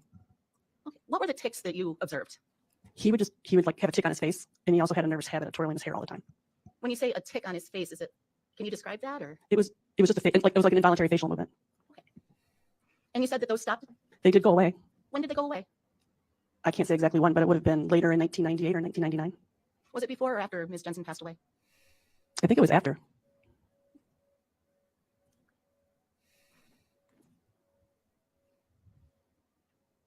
Now I'm going to direct you to Thanksgiving of 1998. Okay. Is there anything about Thanksgiving 1998 that you recall or made Thanksgiving memorable? It was a normal Thanksgiving. It was fine, and we did our normal track where we were going to go up north after that for the weekend. And Drake wanted David to go. David wanted to come with, and Julie just wanted him to stay home for whatever reason. He did end up going, but her preference was that he would have stayed home. Was there like any arguments or anything about that? Not between me and Julie, but between Mark and Julie. Did you see? It wasn't much. They went into the living room, had a sidebar conversation, and came back and said he could go. Well, in 1998, did Julie tell you about any concerns she had about Mark? Yes. What did she say or do? We had a conversation in fall, and she asked me, there was a couple different things that she had asked me in that fall. She had, she was having doubts about Mark for sure. And my thought of it was that she was unsure of what she was thinking, and she wanted to ask me a couple of questions to see if I could give her my opinion on it. What kind of questions did she ask you? She had asked me to look at a photo of a planner with a list on it in a plastic, like pretty large syringe, not a needled syringe, but like a plastic one that you would use to flush something out with, or dog medication, something like that. All she did was show it to me and ask me what I thought. And do you recall what you told her? I was not sure what she was looking for, and I told her it didn't seem that odd to me. But what I noted was her unsureness and the oddness of the question. Now, did you ever have a conversation with Julie where she said that she thought Mark might be trying to kill her? Yes, that was after that, Okay. but not the. I don't have a time frame for it. But we were at her house outside in the front with kids playing, and she did mention that she thought that Mark might be trying to kill her, and she asked me if I saw it, and I looked at her because I was stunned, and she looked back at me and she said, "You don't see it." I said, "I don't," but I told her, I said, "Don't take my word for it," because Julie never complained about Mark, so it wasn't part of our friendship that she would complain about him. So I told her, "Don't listen to me if that's what you think. If you feel you're in danger, come home with me and stay at my house, bring the kids, and we will make sure that Mark doesn't get close to you until you can figure this whole thing out. Or if you're not comfortable doing that because Mark's my brother, then go to Paul's, because I'm sure Paul will do the same thing." And who's Paul? Her brother. And do you know where Paul was living at that He lived in time? Kenosha. I don't remember where, but he lived in Kenosha. And I told her she didn't want to do that. She should just grab her checkbook, pack up her kids, get in her car, and go where she wanted to go. But she shouldn't have stayed. So Julie had access to a vehicle, She had her own car. Yes. and she had access to the checkbook. Yeah. Yes, she did. Did Julie accept your assistance? She did not. She wasn't scared. It was a conversation while our kids were playing around us. It was a very, the emotional aspect of that conversation was extraordinarily flat for the topic of conversation. I will tell you right now, my mother, as much as I love her, is batshit crazy. Just for an example, this happened the year before they got divorced. My parents divorced. I don't know. I was 13 years old, somewhere around in there, and my mother lit the master bedroom on fire, called the fire department, packed all the kids up in the car, and headed to her parents. Why she did that is beyond me, and I don't even care to ask because it was so crazy insane. Don't know what caused it. Don't know any of the details around it because, like I said, I was 13. I had no idea till I got older how crazy this person was. So crazy can happen. Just saying. Be careful. Now, I understand you saw Julie at karate the Monday before she passed away. Is that correct? I did. And do you remember what the date would have been back then? The 3rd was a Thursday, correct? So it would have been November 30th. And can you tell me about Julie's demeanor during that conversation? She was sad. For sure, she was sad. What made you think that she was sad? Well, just the conversation, you could tell she was sad. And what did Julie tell you? She told me that she was going to the doctor. Oops, sorry. She was going to the doctor and that she was going to be treated for depression. She told me she wasn't going to be at karate the next time and that Mark would bring David. And she said she wouldn't be seeing me for a few days because she had been treated for depression before and been put on medication, and it always made her feel terrible. So she said she wouldn't be around for a little bit. And I gave her a hug, and I told her that if she needed anything to give me a call, and that I would try to stop by on Thursday on my day off and check in on her. Did she give you a call before Thursday? No. And I did stop on Thursday, Well, what time did you stop? Do you recall? about 3 o'clock. I was on my way to get my son. It was just on the way. And what did you see when you were there at 3 o'clock? There was a small fat Xbox on the porch, and the house was pretty dark. Like the curtains or the blinds in the back were all shut, and it was just dark. So it didn't look like anybody was up. So I didn't ring the bell or anything because I didn't want to wake her, and I just left. Did it look like Mark was at home at that point? No, it didn't look like anybody was home. So how did you find out that Julie Jensen passed away on December 3rd? I got a phone call to come pick up the boys and bring them home with me. Who called you? I don't remember. Rough. Now, at some point, did you have an appointment to speak with law enforcement about Julie Jensen's passing? We did. We got a call on of an answering machine. I think there was a message that was left on our answering machine, and the my husband called the officer back, and he set up an appointment. And he came home and he told me that he set up the appointment. And I was like, well, geez, it's like she just passed away. Can we process this and have a little time for grieving? And can we do it a little later? And he's like, I don't know. I'll check with my dad. So he checked with his dad. His dad said, sure, I think that'll work. They should accommodate your schedule. So he called back, canceled it, and said we'd like to get through the holidays, and then we would be happy to meet with them. And my husband told me that the detective said he would call us back after the holidays, and we never heard from them. So we didn't think that that they needed to talk to us. So did you go to, Oof. when did you first see Mark after Julie's passing? I don't remember the exact day. It wasn't that day? It would have been, I don't know. It wouldn't have been the exact day. It would have been for sure when I brought the boys back. And then I know I helped him get his bearings for like the kids in school, you know, contact information updated, drop off and pickups and things like that okayed. And so, because he didn't know how to do any of that stuff. So I helped him with all of that. How often would you be with Mark helping on those things? I think once we got him in place, he could do it. It was just getting the initial, these are the processes. And how would you describe Mark's demeanor during those first days? Overwhelmed. I don't think he ever realized how much Julie did or how to do it. Did he appear upset? I would say that he was upset and just lost in general about how to move forward. Did you see any signs of grieving? Yeah. What did you see? He wouldn't, I think it was general frustration that, I just don't know how am I going to get all this done. He didn't like break down and cry in front of me at a regular basis or anything like that. I was there helping him and we were working on getting things done. Now, did you attend the wake? I did. And during the wake, did you see anything that was out of place? Not that I remember. Did Mark appear to be grieving? Yes, And did you attend the funeral? I did. And did Mark appear to be grieving at the funeral? Yes.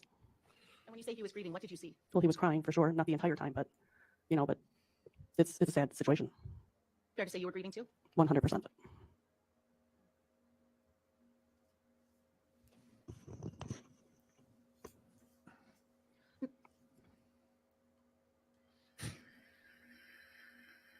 To receiving that phone call on your answering machine, did you ever call Detective Ratsburg?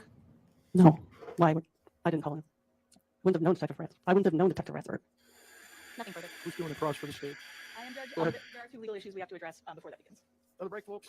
Your exercise this afternoon. All right. Since he's been in the jail, in rather a conversation to ask. So the phone call that the witness was just asked about to Detective Ratsburg, Detective Ratsburg has noted and put in his report that during that phone call, the witness expressed to him that she was afraid that her brother had killed her best friend. And so I would like to ask her about that since she is denying. The phone call came from her to the detective and that she indicated, not in a voicemail, but she indicated directly to the detective. So she talked to the detective is what you're telling me. Right. That is what Detective Ratsburg would testify to. Now, I didn't ask him that because we didn't have this witness yet. All I right. just asked him whether a conversation occurred. What's your other issue? You said you had a couple legal Yes. issues. The other issue is this witness has continually given Mark Jensen money on his commissary account, about $200 a month since he's been in the jail in relation to this case. I would like to ask her about that as it shows bias that she is actively giving money to the defendant. Well, we know it's his sister. So. Right. Right. But adult siblings don't always get along. And we have very recent evidence, $200 a month and $100 as recently as January 4th of 2023. So that is very recent evidence of bias. And I don't think bias can necessarily be presumed just because they're siblings when they're long adults. And, she has given him this money in spite of him having a very large balance of over $4,000 in his commissary account. So it's not like he's without money and she's just, trying to make sure he has soap and things like that. So I do think it shows bias. How does the jury know that he has $4,000? Well, I would ask this witness what she knows about it. Right. Yeah, who wants to respond? Your Honor, first off, as far as this commissary account, I think that first off it's problematic because it shows that Mr. Jensen is currently in custody, which is something that this court and all courts go to great lengths to make sure it doesn't come in when it's unnecessary to because of the extreme bias that it actually causes in the mind of a juror. Additionally, I don't believe that putting money on your brother's books shows bias. It may show that she is helping him, but I don't think it shows bias. If the state wants to ask if she has a close relationship with her brother and that she is supportive of him, they can ask that. Getting into this whole thing about commissary just goes to show that he is currently in custody. Well, we're going to allow the question as to the conversation or whatever was said to the detective. I think that's relevant. That's a good I don't want to get call. into commissary. I think it's just going to open up too many issues that we don't need to Good get job. into. So we're not going to answer that question. Okay, you ready to do your cross in this? All right, bring him back out. Yeah. No need for that. Good. Good call.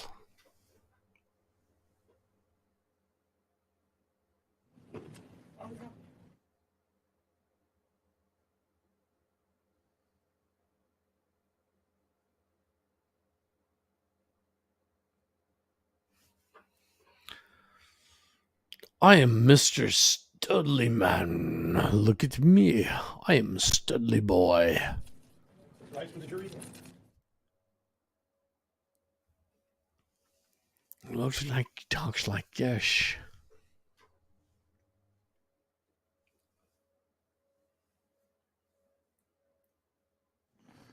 We're back on the record. Mark Jensen, 2002 CF 314. Appearances are the same. The witness is still under oath. The jury's back in the courtroom. You can start your cross, Mr. McNeil. So you were just asked a question about whether you contacted Detective Ratsford in the days or a short amount of time following Julie Jensen's death. Do you recall that question? I do. And you're denying that you had any conversation with Detective Ratsford by phone during that time period? I do. Isn't it true that you did speak to Detective Ratsford? No. Isn't it true that you told Detective Ratsford that you were concerned, that you were worried that your brother killed your best friend? No, I didn't know Detective Ratsford. But you knew that the Pleasant Prairie Police Department was investigating this I did death. not. How would I know that? Nobody ever told me. So you were not aware that the Pleasant Prairie Police Department was investigating the death of your sister-in-law? No, I did not. So when you picked up the two boys at the house, you didn't see police cars all over the place? Sure, but there was a death. And the cause of death was undetermined, right? We didn't know that. Lack of knowledge would call for speculation. I'm asking if she knows. It's overruled. Go ahead. Can you ask me again, please? You knew that the cause of death was undetermined, right? We didn't know the cause of death until after all of the medical stuff had been done, and if I recall, that was like 6 or 8 weeks later. Correct. For a very long time, a cause of death of a 40-year-old woman was unknown. Yes, but that was because of the testing process, correct? Regardless of the cause, you were aware that there were a bunch of police at that house when Julie Jensen died, correct? Correct. And you were aware she was a 40-year-old woman and there was no obvious explanation for her to die. Other than the fact that she just told me 3 days prior she was going on medication for depression and it was going to make her feel like terrible so she wouldn't be at karate. I do remember that part. I thought she was going to have, I thought she had some sort of drug interaction. That was the problem. You thought that because your brother told you that, right? No, I thought that because she told me she was being treated for depression. So Harsh. before we continue along this time period, I want to ask you a few questions about Julie Jensen. Okay. She was someone who, she always kept her house clean and spotless, right? It was clean. Okay. So when you describe this incident, you're testifying about a feces incident, correct? Yes. Okay. That would be something that would make anyone not happy, correct? Correct. And what Julie had actually told you is that your son Drake had wiped feces on the bathroom walls, correct? I think so, yes. Okay. And so she calls the mother of the child who has done this, correct? And she informs the mother that this has occurred, correct? Correct. And it takes you around 25 to 30 minutes to get to her home. Correct. And don't you think that Julie Jensen cleaned up the mess? There was no mess. There was no cleaning smell. There was no nothing. I had Mark and Julie standing in the room, not even looking at each other, and they were absolutely silent.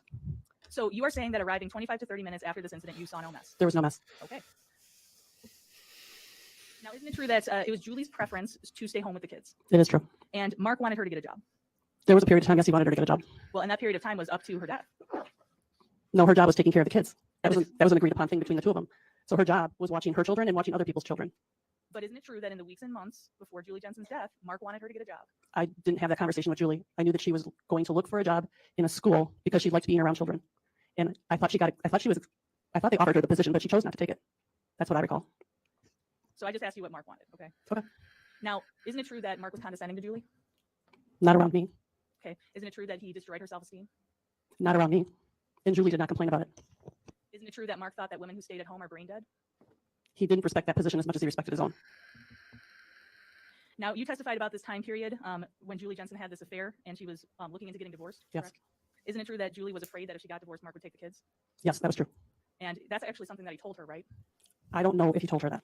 It was a fear that she had. So you are denying that Mark Jensen threatened her and said, if we get divorced, I'm taking the kids? I don't recall her telling me that. And so in 1998, when these marital issues are happening, even in spite of that, Julie Jensen was considering divorce, wasn't she? In 1998? Right? During the time period before her death, when she had all these concerns about her marriage, she was considering divorce, wasn't she? I'm not aware of that. Now, Julie Jensen, she was also preparing for things like normal people would do. Thanksgiving, correct? Where was Thanksgiving? It was at her house, right? No, usually Thanksgiving was at my parents' house. Okay, so Thanksgiving was at your parents' house? Usually. But she contributed to it? Yes. And she was preparing for Christmas? For sure.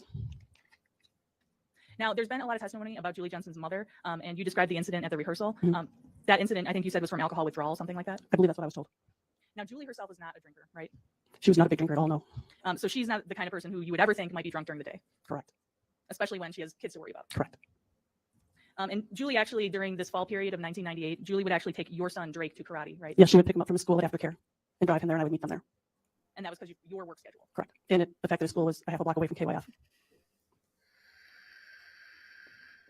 Now, about the week of Julie's death, did Douglas go into daycare full time? I don't remember the date that Doug went into daycare. Now, you're very familiar with Julie and her interest and things like that, right? Mm-hmm. So she was interested in gardening. She did like gardening. And she was interested in sewing and doing crafts like that. Yes. She would make her kids Halloween costumes. I don't remember that, but she probably did. That was consistent with her. It was consistent with the things she would do, yes. She obviously had the book club. Yes. And you are saying that she searched on the internet for things for the kids. I think it was activities, maybe sewing things. It was the things that she was interested in. Okay, but you specifically said that she searched on the internet for like Disney stuff for the kids? We had conversations about Disney for a period of time. If she had wanted to go to Disney and take the kids to Disney. Okay, so we'll see those searches on the internet? I don't know. I wasn't with her when she did the searches. It was just a conversation in her kitchen. Okay, but Julie's interest, you are saying that she would search for on the internet? I think so, yes. Now, Mark Jensen also used Quicken, right? I don't know if Mark used it, but I know that Julie used it. I mean, they could both have used it. They both used a checkbook. I mean, both parties would be interested in the family finances. I would right? think so, yes.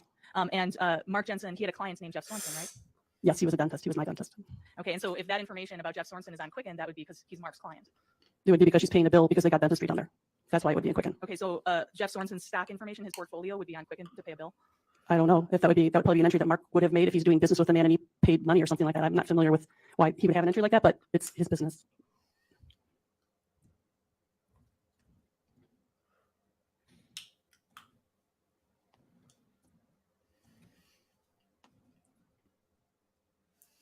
Now, you talked about Julie Jensen ending her college studies of nursing, correct? Correct. And I think you testified a little while ago that some incident happened and you didn't know why she ended her studies. No, I did not know why.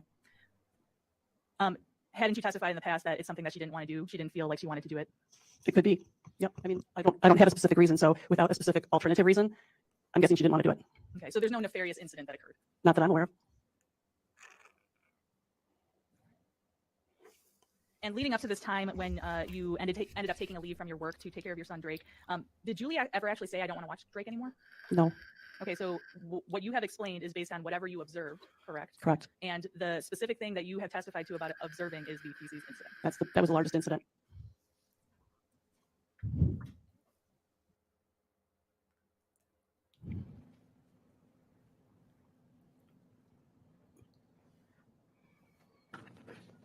Now, you talked about the time period after Julie died and having to help Mark navigate life with the kids. Yeah.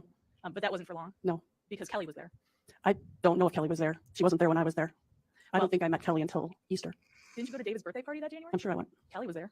I don't remember her being there. Was she just introduced to you as a work friend? Well, if she was introduced to me, I'm sure she was introduced to me as a work friend, or I would be really angry. Because you did not know that your brother was having an affair with Kelly at any point until after Julie's death, correct? Correct. And do you think if you had known that, you might have had a better understanding of Julie's demeanor before her death? If you had known that Mark was having an affair? Well, yes. Now, I want to ask you about these pretty concerning conversations that you had with Julie in the weeks before her death. So you have testified that she showed you a photo. Yes. And describe for us, what was that photo? There was a planner with a list of things on it and a plastic, I said syringe, but it's not a syringe because there's no needle. But it's a plastic, it is a syringe, but there's no needle. You just put like water in it and it pushes it out the other end. So that's what it was. I have things at home that I do that with my dog. So it was plastic. So from what you could see in the photo, it appeared to be a syringe and you just didn't see a needle. There was no needle, no. And so you know this was from Mark's planner. Yes. And you know that Julie took a picture of it. Yes. So Julie was very concerned about this. She was not concerned when she showed me the picture. So she was concerned when she took the picture for sure. But she wasn't concerned when she showed it to me. She just asked me what I thought about it. We had my wife and I, her dog before we got married, beautiful little Yorkie. He was the little man. He was so chill, so cool. And one day we came home and he was having some issues. We couldn't figure out what was going on, so we took him to the vet. Found out that he was diabetic, which is very rare. One, because of the breed. Two, because if it is a breed, it's generally going to be in the female. But this being a male, they didn't know what it was. We had him in veterinarian care for a period of time. Come to find out he was diabetic, and that's why he was drinking so much water. So our general prescription was an insulin that we had to give him at least twice a day. And there were always needles laying around. And I will tell you right now, going to the pharmacy to pick up needles gets you a lot of questions, and they want you signing off on all these letters. And I was never, I'm not a big needle person, trust me. Although I have tattoos, the whole injection thing is not fun for me. So it's a little creepy whenever you have to give an animal any sort of injection. So I can understand where she's coming from on this. in a weird sort of sense. It makes sense that there would be a needle around.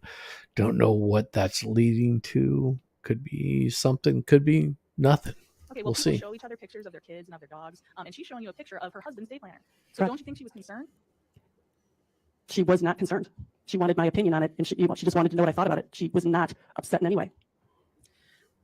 So what was she asking your opinion on? Mark's handwriting? You know, She did not lead me to anything. She simply asked me, what do you think about this? So you are saying that you literally had no idea why she was showing you this or what her concerns were. Correct. It was clearly Mark's, but I didn't know why she was showing it to me. And you didn't ask? I told her I didn't think it was a big deal, and she did not offer why she was asking me. That was the end of it. She was fine with that answer, and it was literally a 10 to 15 second, probably 30-second interaction on it. Well, she told you that she had taken these pictures and given them to a neighbor, right?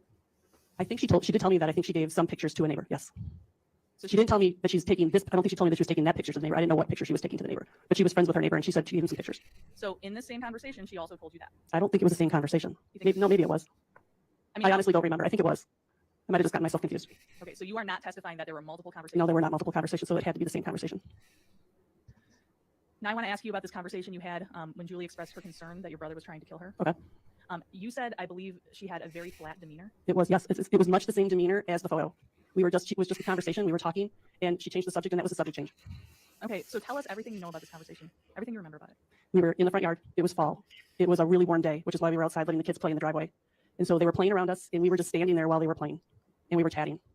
And she asked me the question, or not, she just made the statement, and she asked me what I thought about it. And I turned and I looked at her, and I just stared at her for a second to figure out what is she thinking.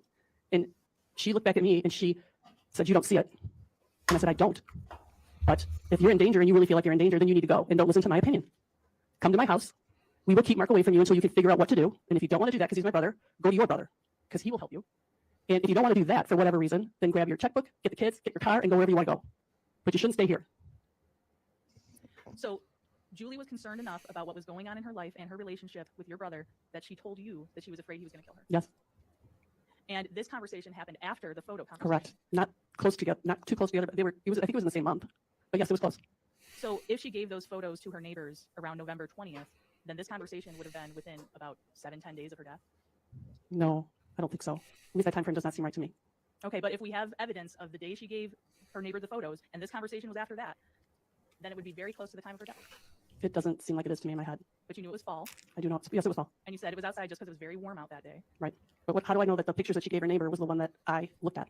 Well, it would be suggesting that she gave her neighbor pictures multiple times, right? Or different pictures. I don't know. Now, during this conversation, you have described to us what your response was, but didn't you actually tell Julie that you lived with Mark for 18 years and you have no idea what he's capable of? No, I didn't tell her that. You never told her that? No. Okay, so if I don't remember ever telling her that. you did live with Mark for 18 years. Okay. You grew up with him. I did. But you're denying saying to Julie Jensen when she expressed this concern to you that you don't know what he's capable of. I do deny that. So if Julie Jensen told that to Therese DeFazio that you had said that, then that's a lie. I don't know who Therese DeFazio is. Okay, so if Therese DeFazio is expressing that Julie Jensen said that you said that, Objection, this is hearsay. it's not hearsay. It's Yes, it is hearsay. other people that this witness is denying. You can answer it. Go ahead. Can you say it again, please? So if Therese DeFazio is saying that Julie told her that that's what you said, I don't know who this I would have to say that's person not true. is. and same with Ted Voigt. I would have to say that's not true. Now, you are denying talking to the police after Julie's death, correct?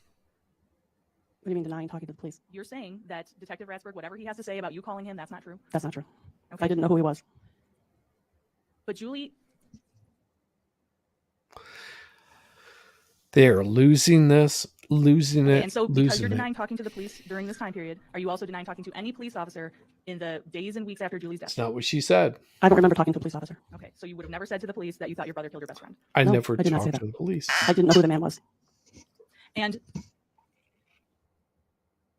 so during, you think the time period is different, but let's say sometime in the fall before Julie died, Julie expressed to you the fear that Mark was trying to kill her, correct? Objection asked and answered. It's foundational for the next question. All right, Objection. Lisa, ask the next question. And you never told the police that. No, I didn't. So Julie Jensen ends up dead, and you don't tell the police about what Julie told you about her fear that your brother was going to kill her. You have to remember that I know that Julie already had some mental health challenge with the initial episode, that she saw something that wasn't there. This seemed very much like the same thing to me. Well, except that she ended up dead, right? Objection argumentative. Let's rephrase it. Go ahead. So it's not the same because Julie's fear that she would end up dead, that she would be killed. Well, you knew at least that she was dead. And I also know that she went to go get treated for depression because she had figured out that she needed the help and she got the medication. She started taking medication and within like 48 hours later, she was dead. I thought she had a drug interaction. I had no reason to think that Mark had killed her because she was just asking my opinion and she was unsure of what she was thinking. That's what I thought. Ouch. So you knew this, that you had this conversation. You knew she was dead. Isn't it true that you would have told the police about this conversation if anybody but your brother was the suspect? If I didn't, can you ask that again, please? You would have told the police about this conversation if anybody but your brother was the suspect. Objection argumentative. Overruled. Go ahead. It didn't have anything to do with it being my brother. I thought this was an issue that was singular to Julie and that it was a mental health issue. I had seen nothing from my brother or Julie that led me or that they were even unhappy in their marriage. So you're aware of the years of harassment that Julie had faced? No, I'm aware of some harassment from her old boyfriend. So you believe the perpetrator of that was her old boyfriend? Yes, and that's what Julie told me. So if Julie had told you in this conversation that she was afraid due to these years of harassment that her old boyfriend was going to kill her, then you wouldn't have told the police that either after her death? Well, first of all, it wasn't years of harassment from her old boyfriend, but it was not the same thing.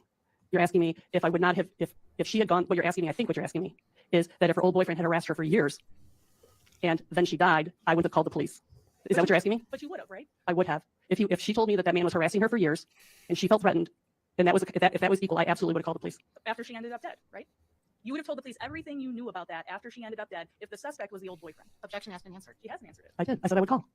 Let's move on. Now, you refused to talk to the police in connection with this investigation. No, we did not. You did not refuse to talk to the police? No, we did not refuse to talk to the police. My husband talked to the police. He scheduled an appointment. I asked, it was so close. And I asked him, I'm like, do we have to meet this close with a detective? Can we just not get through the holidays and then meet with him? And so he asked his dad. His dad said he didn't think it would be a problem, that Pleasant Prairie would accommodate the schedule change. And so my husband called him back and said, hey, we want to reschedule after the holidays. And so he told me that the detective was going to call us back after the holidays. And he didn't do it. And so we just thought he didn't need to talk to us. There was no need. Okay, so then you knew the police were investigating this, correct? And your prior answer that you didn't know is incorrect. That's not true. You just told us that the police were trying to meet with you, but it was just so soon. All he said was that he wanted to talk to us. If he would have told me that he was investigating my brother for murder, that would have put a different spin on that conversation. But he just said he wanted to talk to us. He was only investigating Julie's death, so you didn't bother to talk to him. We were going to talk to him. He never called us back. Now, this case, this investigation has gone on a long time. Indeed. And isn't it true that at a prior hearing years ago, the detective came up to you and your husband and said, I still want to talk to you about this? I don't remember that. And I don't remember having a conversation with anybody at the hearing, but I don't really remember the first hearing. It was a long time ago. Well, isn't it true that the DA's office tried to talk to you before the very, very first hearing, the first hearing with testimony in 2002? I think they did want to talk to me. And you had a lawyer send the letter to the DA's office saying you didn't want to talk. No, I think I had to send the letter. You don't think it was a lawyer? I don't know. I don't remember. It was a long time ago. Either way, you made it clear you weren't going to talk to the DA's office. No, that wasn't my intention. I didn't know what to expect. First of all, it felt like the police department had not been upfront with us and honest with us from the beginning. They never told us they were investigating. Responsive. She was asked the question whether the DA's office tried to talk to her. Well, whatever she said will stand. You can ask your question again if you wish. So isn't it true that the first time that you provided information in this case in the way that the DA's office would be aware of it was at a hearing in the summer of 2007? It was at a hearing. I don't remember the year. Wasn't it the first time you testified in this case? Yes. And would 2007 make sense regarding that time frame? I think so, yes. Now, isn't it true that prior to that hearing, you met with the defense multiple times? I did. And isn't it true that you've always been available to the defense? Yeah, well, we could always schedule something else. And anytime anyone from the defense wished to talk to you, you did. Yes, it wasn't a lot. But I mean, yes, I talked to the defense. Or if a defense expert wanted to talk to you, you would talk to that person. I think I did, yeah. But not to the police and not to the DA. I didn't talk to the police. If you don't call me back, I can't talk to you. Call me. Give me a call. All right, so the last group of questions I have is about Julie's funeral that you testified about. Did your brother ask your opinion on whether he should bring his girlfriend to the funeral? No, I didn't know he had a girlfriend. And is your testimony that would have upset you? Yes.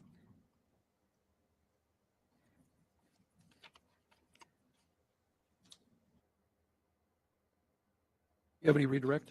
No, Your Honor. Right, you're excused. Thank you. Thank you. Damn. That was painful. Painful. Out of state, and they changed their... Not for today, Your Honor. Unfortunately, all of the rest of our witnesses are coming in from out of state, and they changed their flights as early as they could, but Monday is the earliest they could be there. All right, folks, that's not the defense's problem. We're way ahead of schedule. That's the good news. And they were scheduled to be here next week, and they're bringing them in as fast as they can. They are. So can I tell them that we might be done by Tuesday with the testimony? That would be up to the state. We'll be done with our witnesses on Monday. Any ideas to rebuttal yet, Mr. Well, when are they going to be done with the witnesses on Monday? Do they know? As soon as Attorney Jan Boyce is done crossing them. Oh. That will be very brief, I'm sure.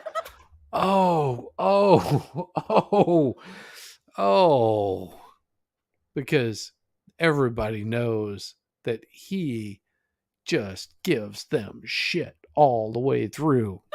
I'll make no This is representation. all being recorded, you know that. I'll say this, Judge. Depending upon when they get done with their witnesses, we do have a few rebuttal witnesses. I understand that. And I would anticipate, I'd be surprised if we're not doing closing arguments by Wednesday. All right. Good news, right? Okay. Have a good weekend, folks. Don't talk about the case. Thank you very much what you've done for these 3 weeks. Nice. Well, we've managed to make it through another day of absolute BS. How you feeling? How you feeling? Make sure that you've answered those polls, because those polls are so important. So important. Just in case you don't know how important them polls be, I will show you. I will show you what my final poll on this one is. So let's end this poll right here, and we will. Damn, I'm horrible at this. And the poll. So we got here. Did you hit the like button? Yes, like Paul hitting the floor. 60%. No, Nancy doesn't drink. 20%. What, you calling her a drunk? Oh, horrible, horrible, horrible. Thank you all so very much for joining me on my stream tonight. And of course, I am probably about 3 sheets to the wind. I've already had, I don't know, several shots. Thank you, Daisy Girl, for hanging out and being a wonderful supporter of my stupidity. Because you guys are awesome. And everybody else, even Andrea. Although I'm sure Andrea probably bailed out a long time ago because I wasn't talking enough about Australia. And I will tell you that right now, outside of Texas, Australian women tend to be the most beautiful women in the world. I am like completely just full of shit tonight. So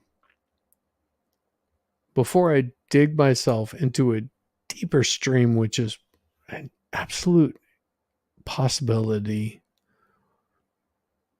I think I will call it a night.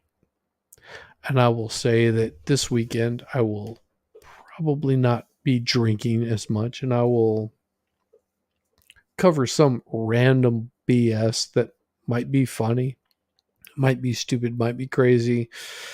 You never know when it's going to pop up. But if you hit that subscribe button, you know that whenever I release a stream, it will be out there, and I guarantee you, it will not be entertaining. It will not be funny. It will not be hilarious.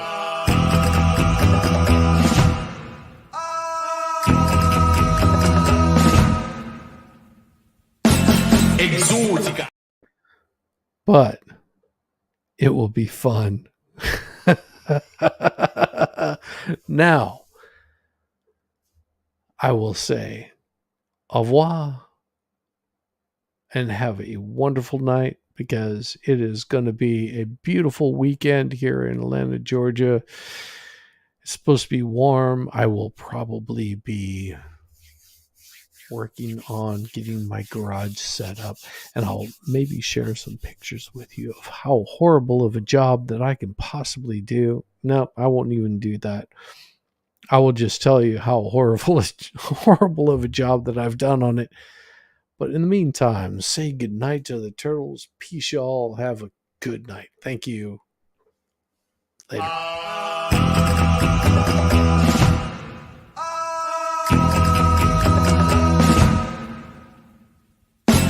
Exotica.